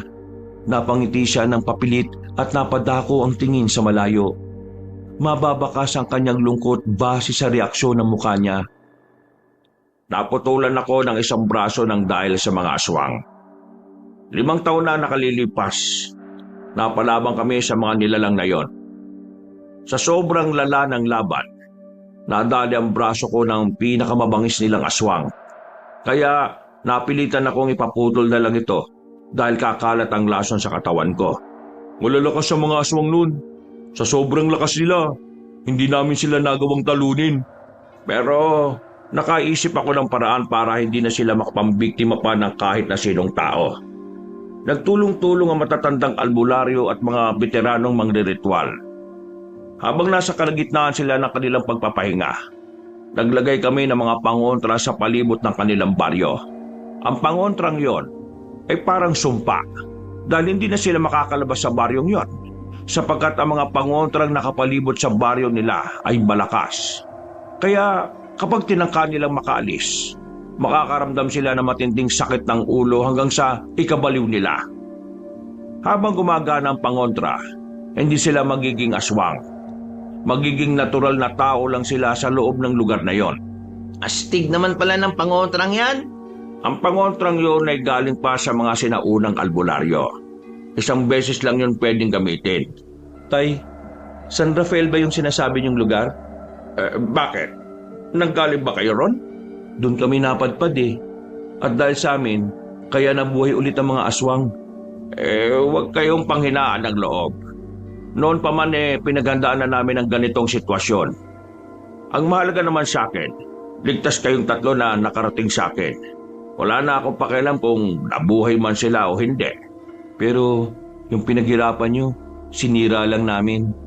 Kaya patawarin niyo kami kung dahil sa amin pwedeng mapahamak ang mga tao. Wala na tayong magagawa kasi nangyari na eh. Mas pipiliin pa rin namin ang buhay ninyo kaysa sa kung anuman. Kaya huwag ka na malungkot kaibigan. Kaya naman namin gawa ng paraan yun eh. Tama si Among. Kaya huwag ka ma-down, anak. Pero nagtataka lang ako, paano sila nabuhay? May nagawa ba kami para mabuhay sila? Ang dugo ng tao. At mas napadali ang pagkabuhay ng pagiging aswang nila dahil sa bata pa nang galing ang dugo na kanilang naamoy. Kaya walang kahit na sinong tao nagtatangkang pumasok sa lugar na yun eh. Kasi sa oras na makagawa ng paraan ng mga naroon para makaamoy ng dugo ng tao, agad-agad silang magiging aswang. Yun ang dahilan kung bakit hindi namin sila pwedeng patayin sa loob ng mismong lugar nila. Dahil bukod doon, delikado rin. Marami silang hinandang mga patibong eh. Ibig sabihin, nakahanda silang patayin kami sa bungad pa lang. Kaya hinayaan na lang namin silang mabuhay doon. Pero hindi niyo ba sinubukang sunugin yung lugar nila para sama-sama na rin silang mamatay? Sinubukan na rin namin yan. Ilang beses na. Pero alam nila ang gagawin nila sa ganong sitwasyon eh. Kaya kahit mambato kami ng apoy, agad naman nilang napapatay. Isa pa sa nagpapahirap sa amin, malawak ang baryo nila. Maraming pwedeng pagtaguan. Lalo na yung mga nagtataasang puno. Meron din mga hinukay na lungga. Kakaiba din pala yung mga aswang na yan, Tay Tasyo. Buti na lang talaga. Naligtas kami nitong si Among eh. Kung hindi, baka wala na kami ngayon. Ako pa ba? Among yata ito. Yan ka na naman eh. Nagyayabang ka na naman. Pero Tay, bakit hindi mo man lang sinabi sa akin ang dahilan kung bakit kailangan mong umalis? O kahit kina mama at papa? Nung sandaling yon, wala na akong oras magpaliwanag. Kailangan na ako ng mga tao rito. Isa pa, ayoko rin naman na magbago ang tingin nyo sa akin. Gusto ko, ang tingin nyo lang sa akin na isang pangalawang magulang. Hindi isang durugista ng aswang na madalas natatalsikan ng dugo sa katawan. Iniisip ko kasi noon, baka hindi nyo ako maintindihan. Lalong-lalo na ang papa mo. Kahit na magkumpare kami, kilala ko kung paano siya mag-isip. Baka isipin pa noon kriminal ako. Pero wag ka. Nagbabago na yun. Hindi na mainitin ang ulo nun ngayon. Baka naman kasi high blood na, kaya kalma-kalma na lang. Nadali mo, Tay. Sabi na nga ba eh. Nagtawanan na lang kami ng mga sandaling yon, Kabanong. Parang walang nangyaring habulan dahil sandali naming nakalimutan ng mga kaganapan. Noong mga oras na yon, sobrang gaan ang pakiramdam ko. Hindi ako nakakaramdam ng kahit na anong takot o pangamba dahil kasama namin siya. Maya-maya lang, pinapasok na rin kami ni Tatay Tasyo. Umuwi na rin si Among para makapagpahinga. Hindi ako makatulog noon. Habang si Berting, sobrang lakas na ng hilik sa loob. Lumabas ako ng bahay. Inabutan kong abala pa rin si Tatay Tasyo sa nilalaga niya. Hindi ka magpapahinga? Di pa po ako dinadalaw ng antok eh. Siguro dahil masaya lang talaga ako kasi sa wakas, nakita ka na rin namin. Pasensya na kayo ha. Ang dami niyong pinagdaanan para lang mahanap ako. Naku, worth it naman eh. Kaya ayos lang. Kumusta? Nag-asawa ka na ba? Hindi pa ho. Sakit lang sa ulo yan eh. Kung sa bagay, may punto ka. Pero Tay, nag-aalala ako sa inyo. Lalabanan niyo pa rin ba yung mga aswang kahit na wala nang kaliwang braso niyo? Kaliwang braso lang naman ang nawala sa akin, anak. Hindi ang katapangan. Hanggat hindi ka kinakain ng kaduwagan, kahit wala ka pang 2 kamay at 2 paa, lalaban at lalaban ka pa rin kahit ang kaya mo lang gawin kagatin sila. Kakaiba ka talaga, Tay. Noon pa man, napakatapang mo na talaga eh. Naalala ko, munti ka na kayong magsuntukan ni Papa dahil lang sa akin. Sira ulo naman kasi ang papa mo eh. Uuwing lasing tapos ikaw ang pag-iinitan. Alam mo, miss ko na rin yung papa mo eh. Sana makauwi na rin ako sa Maynila pagkatapos nitong mga problema dito. Naging maganda naman ang muling pagkikita naming yon ni Tatay Tasyo. Naging payapa ang gabi namin. Kinabukasan, ipinakilala niya kami sa mga kapwa niya albularyo na taga roon din. Mababait ang mga tao roon. Mainit ang pagtanggap nila sa amin. Sa katunayan, pinaglutuan pa nila kami ng masasarap na pagkain para sa aming pagdating. Masasabi kong maayos ang lugar na kinalalagyan ni Tatay Tasyo dahil para makaramdam kami ng kapanata. Dahilan para makaramdam kami ng kapanatagan. Pakiramdam namin ay ligtas kami ron. Pero ang kasiyahan namin ay hindi permanente nung panahon na yon. Dahil habang nasa Romblon kami, kailanman ay hindi matatahimik ang mga aswang. Ayon kasi kay Tatay Tasyo, si Buboy ang pinakagusto nilang kunin dahil ang dugo ni Buboy ang muling nagpabalik ng kanilang pagiging aswang. Nak, bukas ng umaga, kailangan nyo ng lisanin ng Romblon ha. Hindi kayo ligtas habang narito kayo sa probinsyang ito. Hindi sila titigil hanggat hindi nila kayo nakukuha, lalong-lalo na si Buboy. Pero, Tasyo, dapat sumama na po kayo sa amin. Ang tagal na po namin kayong hindi nakakasama sa bahay. Buboy, makakasama naman tayo ulit ng mas matagal. Pero sa ngayon kailangan kong talunin ang mga aswang dito. Buboy, tama si Tatay Tasyo. Kailangan siya sa lugar na ito. Kaya naman, gawin din natin yung parte natin para hindi maging pabigat sa kanila. Tay, bukas na bukas, maaga kaming aalis. Pero ipangako mo sa amin makakauwi ka ng buhay sa atin. Sige, pinapangako ko yan. Napangiti na lang ako sa sinabi niyang yon. Alam ko kasing tuto pa rin niya kapag sinabi niya. Mga dakong 8:00 na ng gabi, pumunta sa bahay ni Tatay Tasyo si Among. Meron siyang mga daladalang balde. Mang Tasyo! Mang Tasyo! Hoy, bakit ka ba sigaw na sigaw dyan? Gabi na. Pwede ko bang isama si Donnie? Manghuhuli lang ako ng isda sa ilog. Ang sabi ni Kabentong, marami daw isda ngayon kasi yung mga nasa dagat, naligaw sa ilog eh. Alam mo naman na gabi na bakit ngayon ka pa nagyayaya? Mang Tasyo, sabi kasi nila, gabi daw mas madaling hulihin ng mga isda. O ano pre, sama ka? Hindi naman ba malayo yan? Hindi naman. Konting lakad lang naman eh. At huwag kang mag-alala. Hindi naman nakakaabot ang mga aswang dito. Hindi nila alam ang lugar na ito eh. Hindi dapat kayo maging kampante. Gawa mo nga.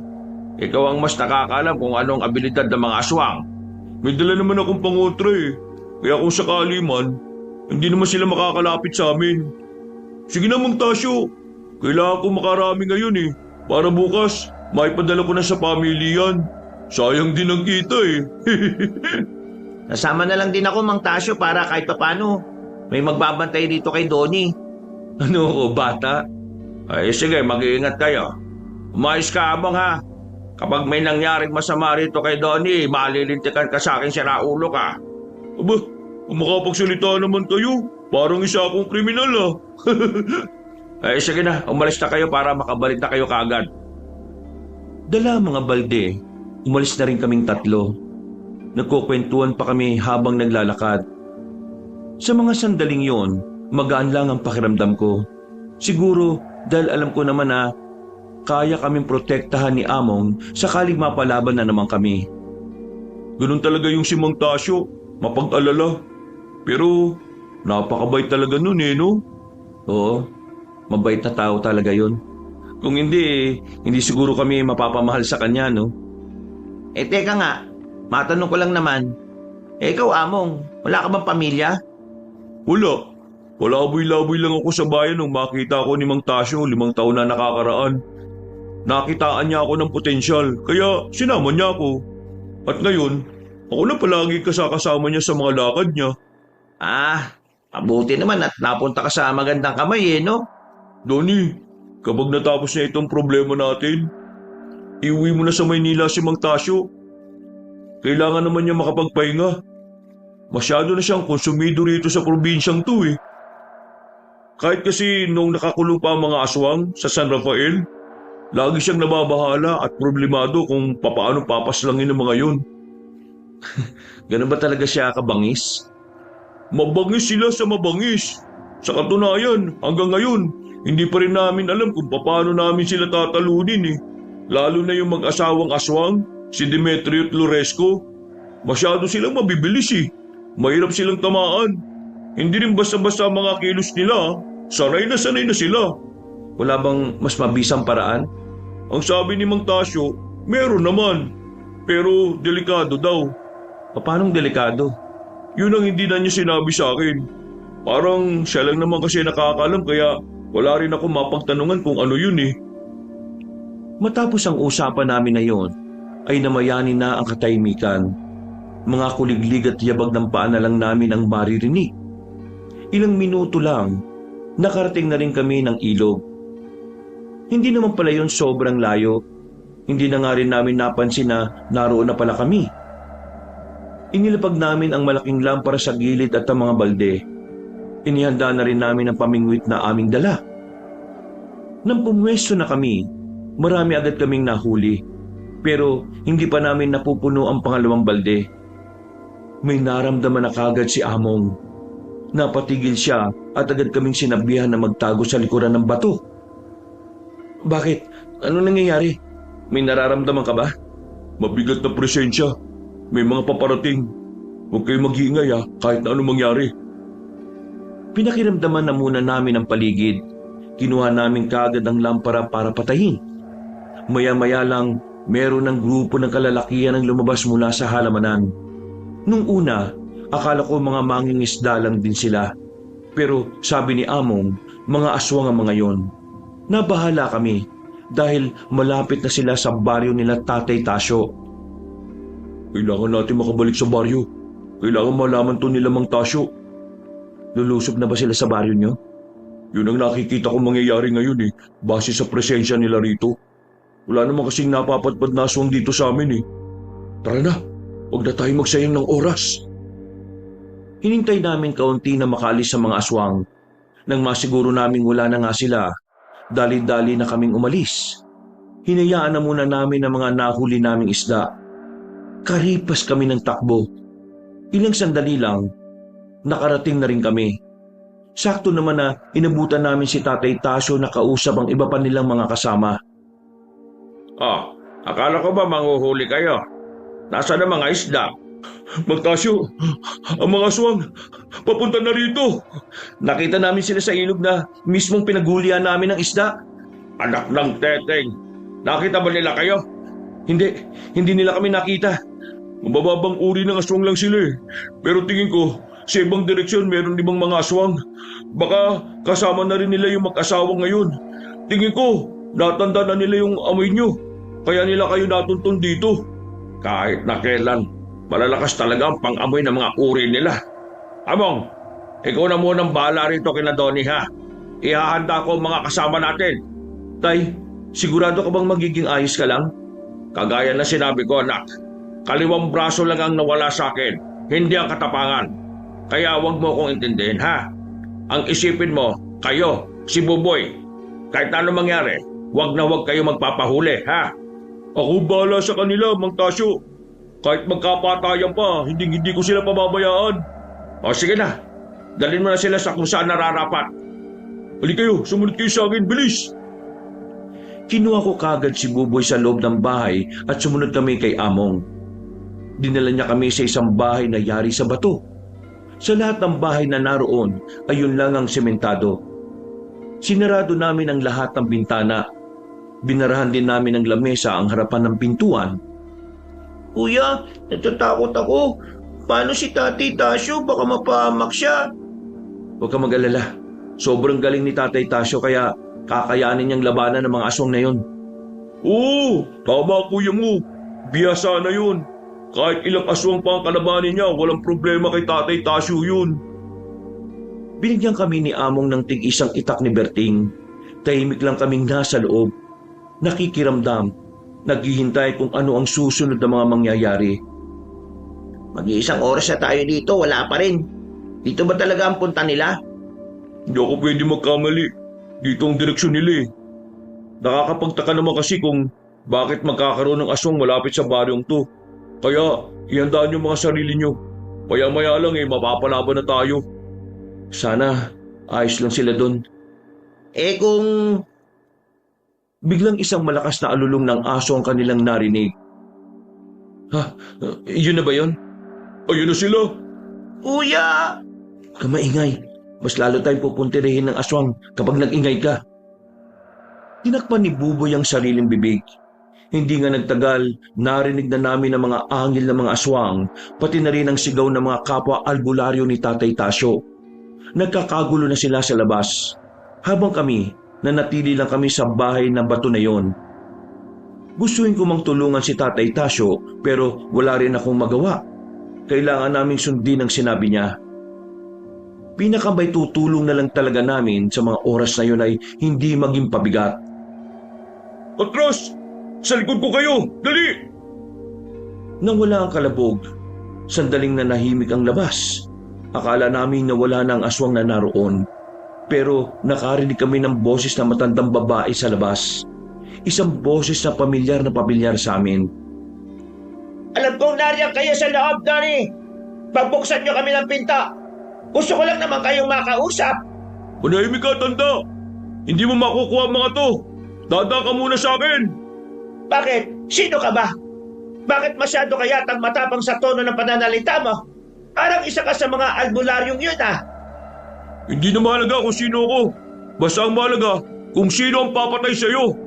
Pre, ang gulo mo yata sa sinabi mo. Basta, hindi ka makakapasok dito, matandang aswang. Bibigyan ko kayo ng kakataong makapili. Isusuko nyo sa akin ang mga yan at walang masasaktan o mapipilitan akong gumamit ng kahit na anong dahas. Nagsisimula nang gumawa ng dahas sa mga kasama mo. Kaya napakawalang kwenta ng pagpipilian na binigay mo eh. Mas pipiliin naming mamatay kaysa mapunta kami sa inyo at magamit pa nyo sa kasamaan. Huwag niyo akong paghintayin. Huwag niyo akong pilitin na gumawa ng hindi niyo magugustuhan. Nagiging mabait ako sa mga oras na ito. Kaya huwag niyo akong sasagarin. Wala kaming pakialam. Ang papangit nyo. Boom! Basag! Sa ilang segundo lang, lumakas na ang paggalaw ng pintuan. Kahit na matibay ang pagkakagawa doon, kitang-kita naming umaalog na yon dahil sa lakas ng matandang si Loresca. Sa mga pagkakataong yon, dumadaloy na ang kakaibang kaba sa aking sistema. Alam ko na sa oras na maitapak na matandang aswang na yon ang kanyang paa sa loob ng bahay, maaaring mapahamak si Among at makuha nila kami. Ginagalit niyo talaga ako, ha? Nagulat na lang kami nang bumagsak na ang malaking pintuan. Bumungad sa amin si Aling Loresca. Naglalaway, nangingitim ang mga gilagit, habang ang mukha naman ito ay sobrang kulubot na. Kuya, nakapasok na siya. Nakakatakot pong pagmumukha niya, kuya. Huwag kang matakot. Hindi naman kita iiwan kahit na anong mangyari. Bumuntong hininga ko, Kabanong. Ramdam na ramdam ko na ang takot ni Buboy. Pero pinili namin maging matatag sa mga sandaling yon. Dalawa kami ni Among ang humarap sa matandang aswang. Maigpit ang hawak ko sa itak kahit medyo nanginginig. Akala mo natatakot kami sa'yo? Hindi! Lalabanan ka namin, visit ka! Huwag niyo akong subukan. Handa ka na ba, Donnie? Kanina pa ako handang-handa. Sabay kaming lumapit kay Aling Loresca. Sinubukan namin siyang tagain. Pero nahawakan niya lang kaming dalawa sa kamay. Parang hindi siya matanda.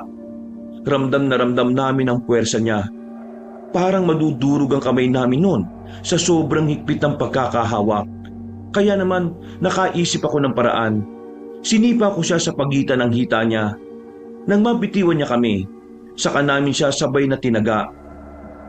Nakailag siya kaya nadaplisan lang namin siya sa bandang tagiliran. Pero hindi yun naging sapat para pabagalin siya. Sa halip, mas lalo siyang nabwisit sa amin. Masyado na kayo makulit. Mabilis na nakalapit sa amin si Aling Loresca. Una niyang binalibag si Among. parang papel lang siya na tumama sa pader. Nang mapatingin na sa akin si Aling Loresca, hinanda ko na ang sarili ko. Paglapit niya, tinangka ko ulit siyang tagain, pero nakailag siya.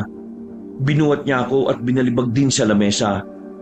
Napatingin na siya kay Berting at Buboy. Alam kong yun na ang susunod niyang punterya. Kaya ang ginawa ko, pinilit kong makabangon at agad na hinawakan ko siya sa binti. Hindi mo madadampian kahit ang daliri ng kapatid ko. Visit ka!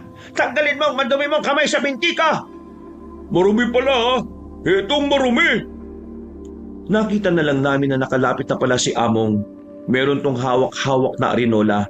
Sinaboy niya ang laman nito sa mukha ni Aling Loresca. Kahit kami nabahuan sa amoy.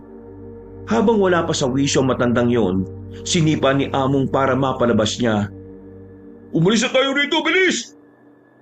Binuksan na namin ang bintana sa likuran ng bahay. Dumaan kami roon para makalabas. Pagtingin namin sa daan, nagkakasagupaan pa rin ang mga albularyo at aswang. Kaya naman mas pinili naming dumaan sa mga eskinita. Nakita namin hinahanap na rin kami ni Aling Loresca. Gigil na gigil siya. Habang kami nagtago na lang muna sa isang silong. Dito na muna tayo. Delikado kung pag-alagala tayo. Baka mapansin tayo ng ibang aswang eh. Hindi na rin tayo pwedeng manatili sa bahay na yon.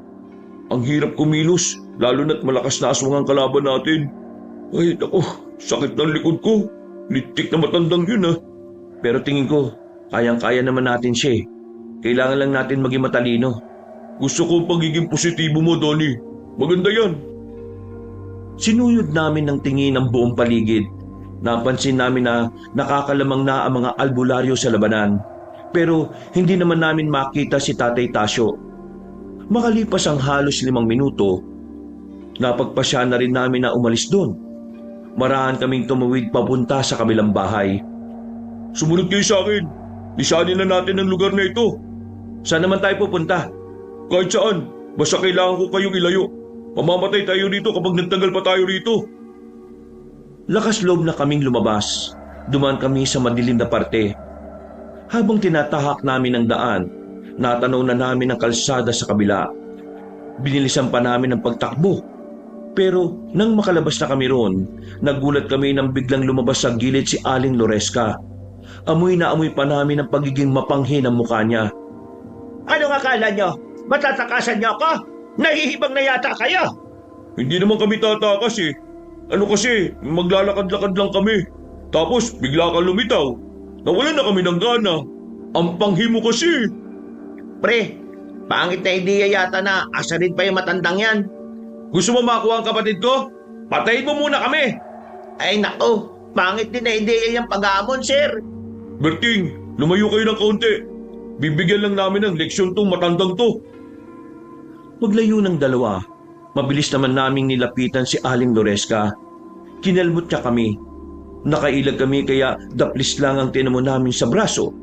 Pero kahit na papano, sobrang hapdi ng naramdaman ko. Habang si Among naman ay parang natural lang sa kanya ang ganoong sugat. Sanay na siya. Habang ako, dumadaing.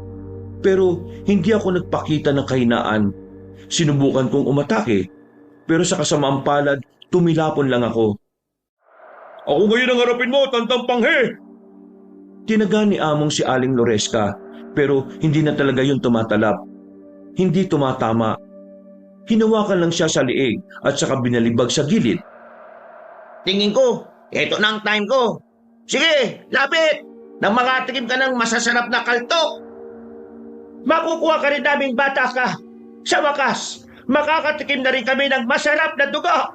Ayoko sa'yo. Ang pangit mo. Panakampwit. Ano ka ba? Kamukha mo yung pit na kaklase ko eh. Kulubot. Ayoko sa'yo. Buboy, huwag mo na asarin. Ako yung malilintikan eh. Yan ang gusto ko sa'yo, bata. Masyadong madaldal. Kalala, hindi kita sasaktan. Puputulin ko lang ang dila mo. Maglalapit na sana siya pero humarang si Berting. Kung makatindig si Berting ay parang meron itong ibubuga. Sige, subukan mo lumapit. Masasaktan ka talaga. Hindi na naituloy ni Berting ang sasabihin niya nang sipahin siya ni Aling Loresca. Tumansik siya sa gilid, nawalan pa ng malay. Marahang lumapit si Aling Loresca kay Buboy. Sinubukan ko namang makatayo pero masyado akong malayo. Hindi na ako aabot sakaling maabutan niya ang kapatid ko. Pero buti na lang biglang dumating si Tatay Tasyo. Parang hindi siya matanda kung tumakbo. Nilapitan niya si Aling Loresca. May dala-dala itong punyal kaya agad niyang naitarak yun sa hita na matanda. Ang kapal na mukha mong tangkay na kunin ang bunso ko, ha? Anong ginawa mo sa akin? Boboy, gumilid ka na muna. Akong bahala sa isang ito. Talunin mo po yan, Tay. Ang pangit kasi niyan eh. Nakakairita. Kahit na kailan, epal ka talaga sa lahat ng plano namin mga aswang. Sinabi ko naman kasi sa inyo eh. Hanggat nabubuhay ako, kahit tanggalan niyo ako lahat ng parte ng katawan ko, hindi ako titigil na pigilan kayo sa mga masasama niyong gawain. Ang kaso, wala ka na magagawa, Tasyo. Kahit na matalo mo man ako, hindi niyo kakayanin si Demetrio. Ibang kalakasan niya. Walang katulad, walang kapantay. Hindi pa siya kahit kailan natatalo ng kahit na sinong albularyo. Yan ang isipin mo. Wala akong pakialam kahit na ano pa siya. Basta, gagamitin ko lahat na makakaya ko para talunin kayo, makasalot kayo. Aray! Ano to? Visit ka, Tasyo! Mawawalan ka ng kontrol sa hita mong yan dahil sa laso na nakapaloob sa punyal na yan. Unti-unti ka manghihina. Mamamanhid ang katawan mo. Pagkatapos, mamamatay ka na. Hep! Huwag mo nang tangkain na umatake. Pababagalin din yan ang paggalaw mo. Ha! Mapanlin lang ka! Pinaniwala mo kami na wala kang kayang gawin! Kanya-kanyang diskarte lang yan eh. Malas mo lang. Mas matalino ako sa inyo. Hindi nagtagal, bumagsak na rin si Aling Loresca. Hindi na niya magalaw ang kanyang katawan. Nakatingin na lang ito sa amin. Dinukot na ni Tatay Tasyo ang mahaba niyang katana. Berting, takpan mo ang mata ni Boboy. Tinapos na ni Tatay Tasyo ang buhay na matandang aswang sa pamamagitan ng paghiwa sa leeg nito. Wala pang isang minuto, tuluyan na yung nalagutan ng hininga. Napabugan na lang ng hangin si Tatay Tasyo. Sinuri ko ang katawan niya. Nakahinga ako ng maluwag nang makitang wala siyang kahit na anong sugat. Ano, ayos lang ba kayo? Ayos lang. Ikaw, Donnie, ayos ka lang ba? Oo, ayos lang naman. Mga daplis lang naman ito. Pambihirang aswang yan ah. Napakahirap talunin kahit matanda na. Walang edad ang pagiging aswang. Ibig sabihin, kahit gaano sila katanda, mas malakas pa rin sila kung ikukumpara sa normal na tao. Tay, ano nang nangyari sa baryo? Kumusta na ang kasamahan ninyo? Sugatan ng iba pero wala namang malala. Marami silang napas lang pero umatras sa mga natira. Halina kayo, bumalik na tayo.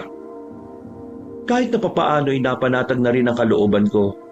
Pagbalik namin sa kanilang baryo, inabutan namin ginagumot na ng mga albularyo ang kanilang sarili. Kami naman ay inasikaso kagad ni Tatay Tasyo. Nilinisan niya ang sugat namin. Hindi na talaga kayo dapat magtagal dito. Mamaya, darating ang kinausap kong tao para magatid sa inyo sa pier. Aalis na kayo kagad ngayon. Pero, ang sabi niyo po, bukas pa. Buboy, kailangan na nating umalis. Tayong punterya ng mga aswang. Kaya habang nandito tayo, hindi rin matitigil ang gulo. Wala na tayong oras kaya ngayon na tayo aalis. Tama ang Kuya Buboy mo. Huwag ka mag-alala. Susunod naman niyang si Mang Tasyo. Di ba, Mang Tasyo? Ayo naman. Tutupad ako sa usapan. Ngumiti ng malapat si Tatay Tasyo. Pero nababakasan ko ang kalungkutan at pagkabahala ang kanyang mga mata. Pakiramdam ko, meron siyang iniisip na ayaw niyang ipaalam sa amin. Alauna pa makakarating ang sasakyan na gagamitin namin paalis. Maghihintay pa kami ng 2 oras. Habang nasa bakuran, hindi ko maiwasang hindi kabahan. Makailang ulit akong patingin-tingin sa paligid. Napansin naman ako ni Tatay Tasyo kaya lumapit siya sa akin. Donnie, sakaling hindi ako makasunod sa Maynila, ikaw na lang ang bahala magpaliwanag sa kapatid mo, ha? Ho? Ano pong ibig niyong sabihin? malakas si Demetrio. Kung ikukumpara ko sa kanya, walang-wala ako ron. Pero lalaban ako hanggang dulo. Gagawin ko makakaya ko para matalo sila. Kaya kung ano man ang mangyari sa akin, gusto ko na handa kayo. Tatay Tasyo naman eh. Kung makapagsalita, parang namamaalam na eh. Hindi ako namamaalam. Sinasabi ko lang ito para kahit papaano maihanda nyo na ang mga sarili ninyo. Doon na tayo sa realidad. Maaari ako mapahamak. Pero maaari din naman ako makaligtas. Ipagdasal na lang natin na sana maging pabor sa amin ang laban. Hindi na ako nagsalita. Pinilit ko na lang intindihan ang mga sinabi niya. Kahit na ang totoo, may parte ng kalooban ko ang nalulungkot. Iniisip ko pa lang na mangyayari yon. Parang dinudurog na ang puso ko. Hindi na ibang tao sa amin si Mang Tasyo. Isa na siyang pamilya. Kaya ang presensya niya sa buhay namin ay talaga namang malaking bagay para sa aming magkapatid. Makalipas ang 2 oras, nakarinig na rin kami ng may dumating na truck. Pagtingin namin sa kanto, isang truck ang pumarada doon. Akala ko magpapaalam na kami noon, pero biglang pinigilan kami ni Tatay Tasyo sa paglalakad. Oh, bakit tay? Ayan na yung sundo namin. Hindi, walang lalapit.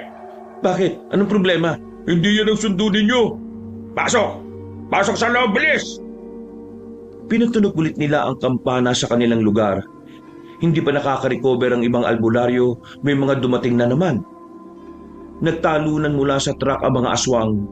Kami naman ay dali-dali nang nagtungo sa loob ng bahay. Pambira mga aswang na to. Nakatrack pa talaga. Berting, ikaw nang bahala sa kapatid ko ha. Among, sarap tayo ng bahay. Hindi natin hahayaan na makalapit ang aswang na yan kay Buboy. Sigurado ka ba? Pwede ka namang Ayokong tumingin lang at panoorin kayong nahihirapan sa pakikipaglaban. Gusto ko kayong samahan.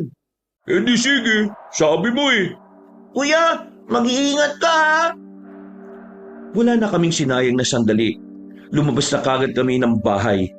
Pagdating sa labas, nagkandalabo-labo na rin sila. Si Tatay Tasyo naman ay hindi ko na rin makita. Sabi ni Among, baka raw hinahanap ni Tatay Tasyo si Mang Demetrio. Kaya itinoon ko na lang ang atensyon ko sa mga aswang na dumating. Nagkita tayo ulit, Donnie. Nang marinig kong pamilyar na tinig na yon, ay kagad kaming napatingala sa bumungan namin. Naroon si Madonna. Tumalon lang siya pababa ng parang hindi man lang nalulula. Sinasabi ko na nga ba kabilang ka rin sa mga impaktong aswang Mabuti naman at naintindihan mo na rin. Akala ko kasi kagwapuhan lang ang meron ka Kahit papaano pala, nag-iisip ka rin. Kung inakala niyong makukuha niyong gusto niyo, nagkakamali ka. Kami mananalo ngayong gabi. Makagawa ng isang gaya mo na laking Maynila.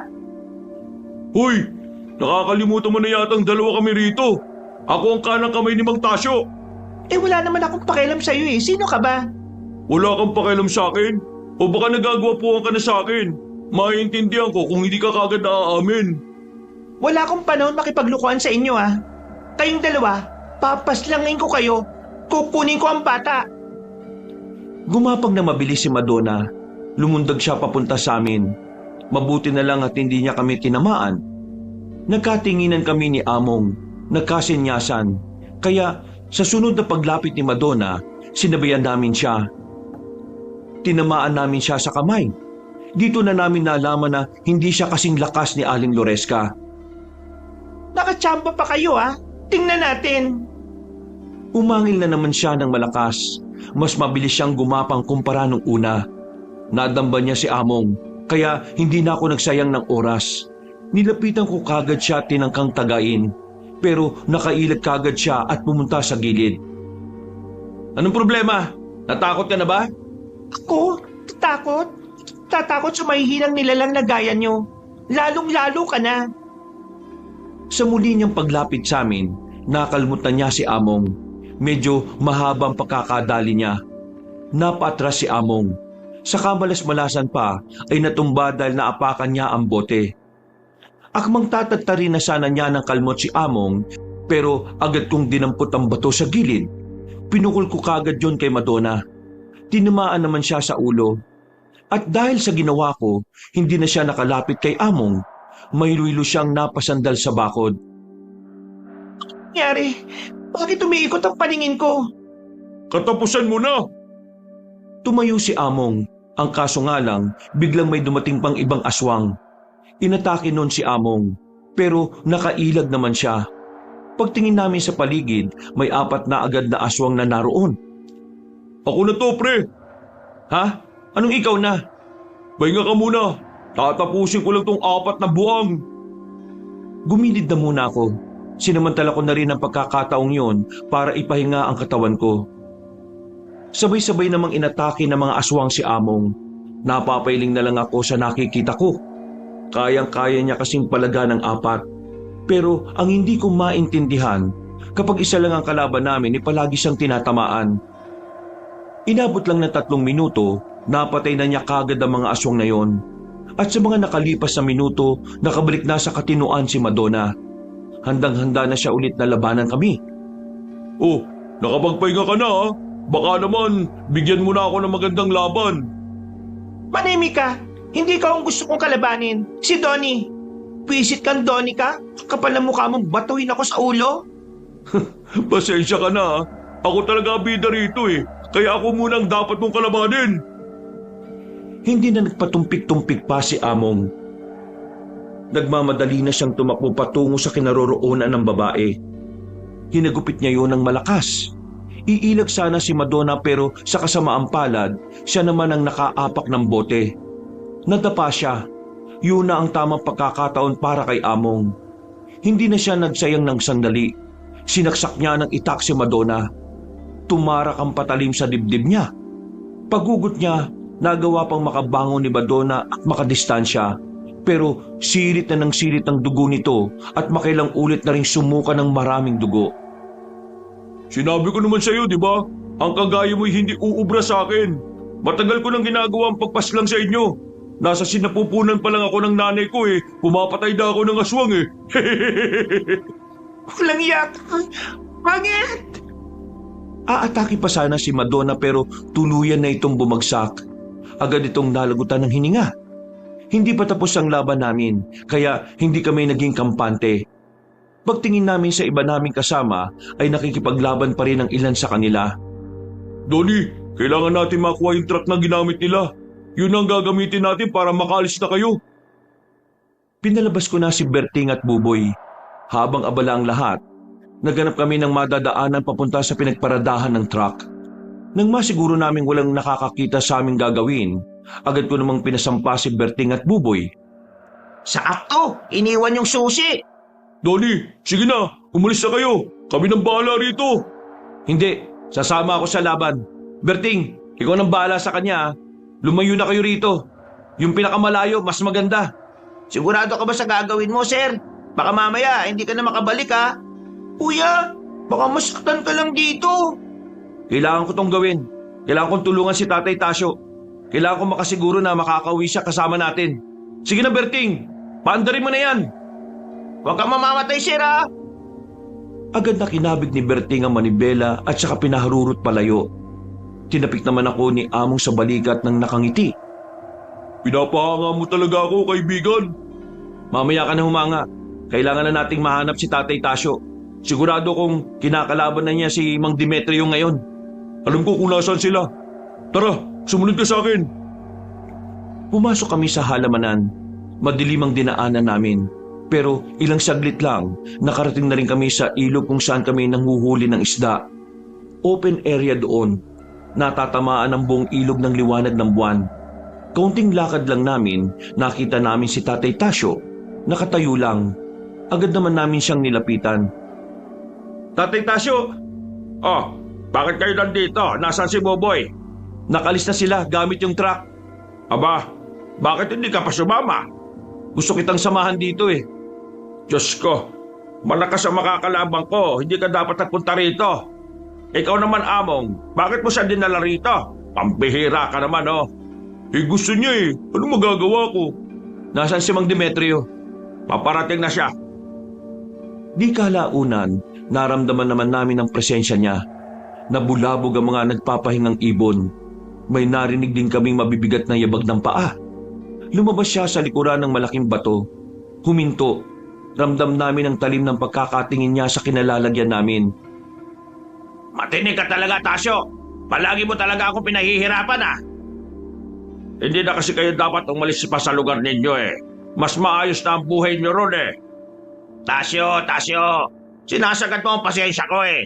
Nakakalimutan mo na yata na wala ni isa sa inyo makakatalo sa akin. Kaya napilitan kayong ikulong na lang ako sa isang lugar.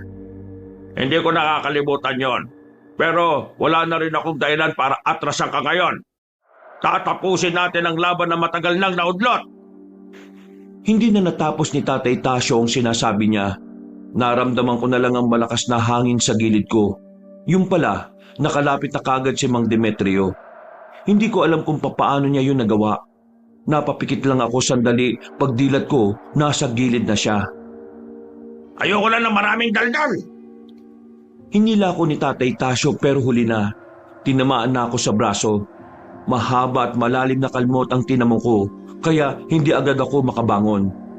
Akala ko'y wala nang kasunod yon, pero wala pang 2 minutong nakalilipas, si Among naman ang dinali niya. Sirit agad ang dugo sa bandang likuran niya. Wala na rin itong nagawa kundi ang mapaluhod dahil sa sobrang hapdi. Huwag mong idamay mga bata. Tayo magkalaban dito kaya akong harapin mo. Hindi ko naman sila dinaramay eh. Ayoko lang silang makitang nakatayo dyan sa tabi mo. Baka kasi masagi ko nang hindi ko sinasadya. Isa pa, tama lang naman na meron kang kasama. Kasi parang hindi naman kasi tama na wala kang kaliwang kamay. Puro kanang kamay lang. Walang hiya ka. Lumusob si Tatay Tasyo gamit ang kanyang kanang kamay. Tinaga niya ng katana si Mang Demetrio, pero parang pinaglalaroan lang siya nito. Walang tumatama sa bawat hagupit ni Tatay Tasyo. Maya-maya pa, si Mang Demetrio na rin ang umatake. Kagaya ng inaasahan ko, kitang-kita ang kalamangan ng matandang aswang. Parang papel lang niyang binalibag si Tatay Tasyo. Masaya siyang ginawa yon. Parang gusto niya munang pagsawaan si Tatay Tasyo bago tuluyang patayin. Sinubukan din namin ni Among na tulungan siya pero kapag gumagalaw kami, mas lumalakas ang sirit ng dugo. Wala pang 10 minuto, bugbog sarado na si Tatay Tasyo. Hilap na siyang makatayo ng diretsyo. Gumigaywang na siya. Parang kaunting sagi lang sa kanya ay matutumba na rin. Tatay Tasyo! Buwisit kang aswang ka kapag ako nakatayo ng maayos dito. Bakit? Naawa na ba kayo sa matandang to? Tingnan nyo nga siya. Nakakatayo pa rin oh. Matapang pa rin. Kaya hindi pa tapos ang palabas. Tama na! Tama na pakiusap! Huwag mo na siyang saktan! Pero kahit anong pagmamakaawa ko kay Mang Demetrio, tinuloy niya pa rin ang pambubugbog kay Tatay Tasyo. Duguan na ang mukha niya. Sarado na ang isang mata dahil sa pamamaga. Tawa lang siya ng tawa. Parang may kakaibang ligayang dulot sa kanya ang bawat puputok sa mukha ni Tatay Tasyo. Pambira! Hindi man lang ako nahirapan ah. Wala man lang akong galos. Walang pawis. Anong klaseng laban to, Anastasio? Masyado kaya atang naging kampante, Demetrio. Akala mo siguro hindi ako naganda. Yan ang gusto ko sa iyo eh. Kahit nabugbog sarado ka na eh, nagagawa mo pa rin magyabang. Nakita naming merong inilabas na singsing si Tatay Tasyo. Isang singsing na kulay itim. Agad namang umalma si Among sa gagawin niya. Huwag, Mang Tasyo! Hindi mo pwedeng gamitin ang anting-anting na yan! Teka, ano bang meron sa singsing na yon? Anting-anting niya yun na hindi na niya nagagamit dahil hindi na kaya ng katawan niya. Kapag sinuot niya yun, baka lamunin ang kapangyarihan ng anting-anting ang mahina niyang katawan. Mamamatay siya! Ah, yan pala ang pinagmamalaki mo sa akin ngayon ha. Sige, subukan natin yan para malaman natin kung ilang minuto na lang ay tatagal mo sa mundong ito. Wala akong pakialam kung ano mangyari sa akin. Ang malaga sa akin ay mapatay ka. Paano mo susuotin yan eh? Wala ka ng kaliwang kamay. Tanga, meron akong kanang kamay at bibig. Isinuot ni Tatay Tasyo ang singsing. Ilang segundo lang, napansin namin parang nakislap-kislap ang singsing. Nanlaki mata ni Mang Demetrio nang makita yon. Walang ano-ano. Nahalata kaagad ang pagbabago kay Tatay Tasyo. Nagkaroon siya ng sigla. Diretso na ang kanyang tindig. Kinabigla na lamang ni Mang Demetrio ang susunod na nangyari. Parang hangin na nakalapit si Tatay Tasyo sa kanya. Kahit kami, hindi rin yun nakita. Sinuntok ni Tatay Tasyo si Mang Demetrio sa panga. May uppercut ding ginawa. Nakarinig pa kami ng mga ngiping parang nadurog. Mabilis sa mga pangyayari. Hindi na rin nagawang makapalag ni Mang Demetrio, kaya dumistansya na muna ito. Paano mo nagawa yon? Papunta mo! Wala akong panahon para magpaliwanag sa'yo. Kailangan kitang tapusin sa loob ng 2 minuto. Muling umatake si Tatay Tasyo at sa pagkakataong ito, wala siyang sinayang na sandali. Hindi na niya yun hinayaan pang makapalag. Bawat suntok niya ay malalakas. Sumusuka ng dugo si Mang Demetrio. Napapasigaw sa sakit. Naririnig na rin namin na parang nagmamakaawa na siya. Pero walang balak si Tatay Tasyo na itigil yon. Tinigil niya hanggang sa maging lupaypay na si Mang Demetrio at nakahiga na sa sahig. Nanalo ka sa akin noon dahil walang anting-anting ko. Pero hindi na ngayon, Demetrio. Hindi na ngayon. Naisahan mo ko! Kinuha na ni Tatay Tasyo ang katana niya. Sinaksak na rin niya si Mang Demetrio sa dibdib. Hindi nagtagal ay tuluyan na rin yung nalagutan ng hininga. Samantala, nagmamadali namang tinanggal ni Tatay Tasyo ang anting-anting. Bumagsak siya sa sobrang panghihina. Nagawa ko. Akala ko mawawala ka na eh. Ayos ka lang ba, Tay? Huwag niyo akong intindihin. Walang nangyaring masama sa akin. Tinanggal ko kagad ang singsing bago pa tuluyang ariin ang anting-anting ang katawan ko. Nanalo na tayo. Natalo na natin ang pinuno ng mga aswang. Napaiga na lang ako sa lupa nung mga sandaling yon, Kabanong. Kahit na sobrang kirot pa rin ang sugat ko, sobrang saya ko noon. Nung gabi ding yon ay natapos na rin ang labanan. Nanalo ang puwersa nila Tatay Tasyo. Marami ang nasugatan. May malubha, pero laking pasasalamat namin dahil walang nasawi sa amin. 1 linggo ang nakalipas na makarecover na si Tatay Tasyo. Nagpaalam na rin siya sa mga kapwa niya albularyo. Isinama na namin siya papuntang Maynila. Sobrang saya namin ng kapatid ko noon.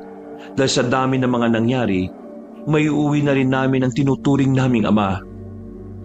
Buti na lang naanapan natin tong van, no? Akala ko kinalkal na to sa daan eh. Sabik na ako makarating ng Maynila. Panigurado, mananaba ka ron. Ang daming masasarap na pagkain doon, Among. Hindi lang yun. Magkakapera ka rin kasi hahanapan kita ng trabaho doon sa Maynila. Wow! Hindi naswang ang atupagin ko, no? Hindi na. Hindi naswang ang iisipin natin.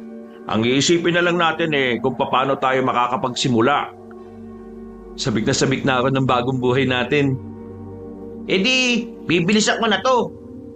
Baka naman mabangga tayo. Di tayo makarating sa Maynila, Kuya Berting. Nagtawanan na lang kami nung mga sandaling yon, Kabanong. Abot langit ang ngiti ko noon dahil sa wakas makakasama na namin si Tatay Tasyo. At sa pagkakataong yon, kami naman ang mag-aalaga sa kanya. Hanggang dito na lang po, Kabanong. Sana'y nagustuhan niyo ang aking kwentong handog ngayong araw. Maraming salamat sa lahat ng sumubaybay. Maraming salamat po. Mga kabangers, mga kayanggaw, si Kabanong po. Maraming salamat po sa pagsubaybay nyo ngayong araw na to sa video natin. Kung medyo nabitin po kayo, sana'y dalawin nyo rin po yung ibang channel natin, ang Pamela Clamil Channel. Nagnanarit po ako doon bilang si Lolo Pael at ako rin bilang Kabanong. At sana, dalawin nyo rin yung bagong channel natin, yung Kabanong version 2.0, kung saan meron pong mga music and effects na rin yon at moving images, kaya may mapapanood na po kayo habang nakikinig kayo ng magandang narration. At sana, huwag niyong kalimutang mag-subscribe para makasama kayo sa first 100,000 subscriber ng channel na yon. Ilalagay rin po namin sa pin comment ang mga link ng mga nasabing channel para madali nyo na lang mahanap ang mga channel na nabanggit. Hanggang sa susunod na kwento, wakas!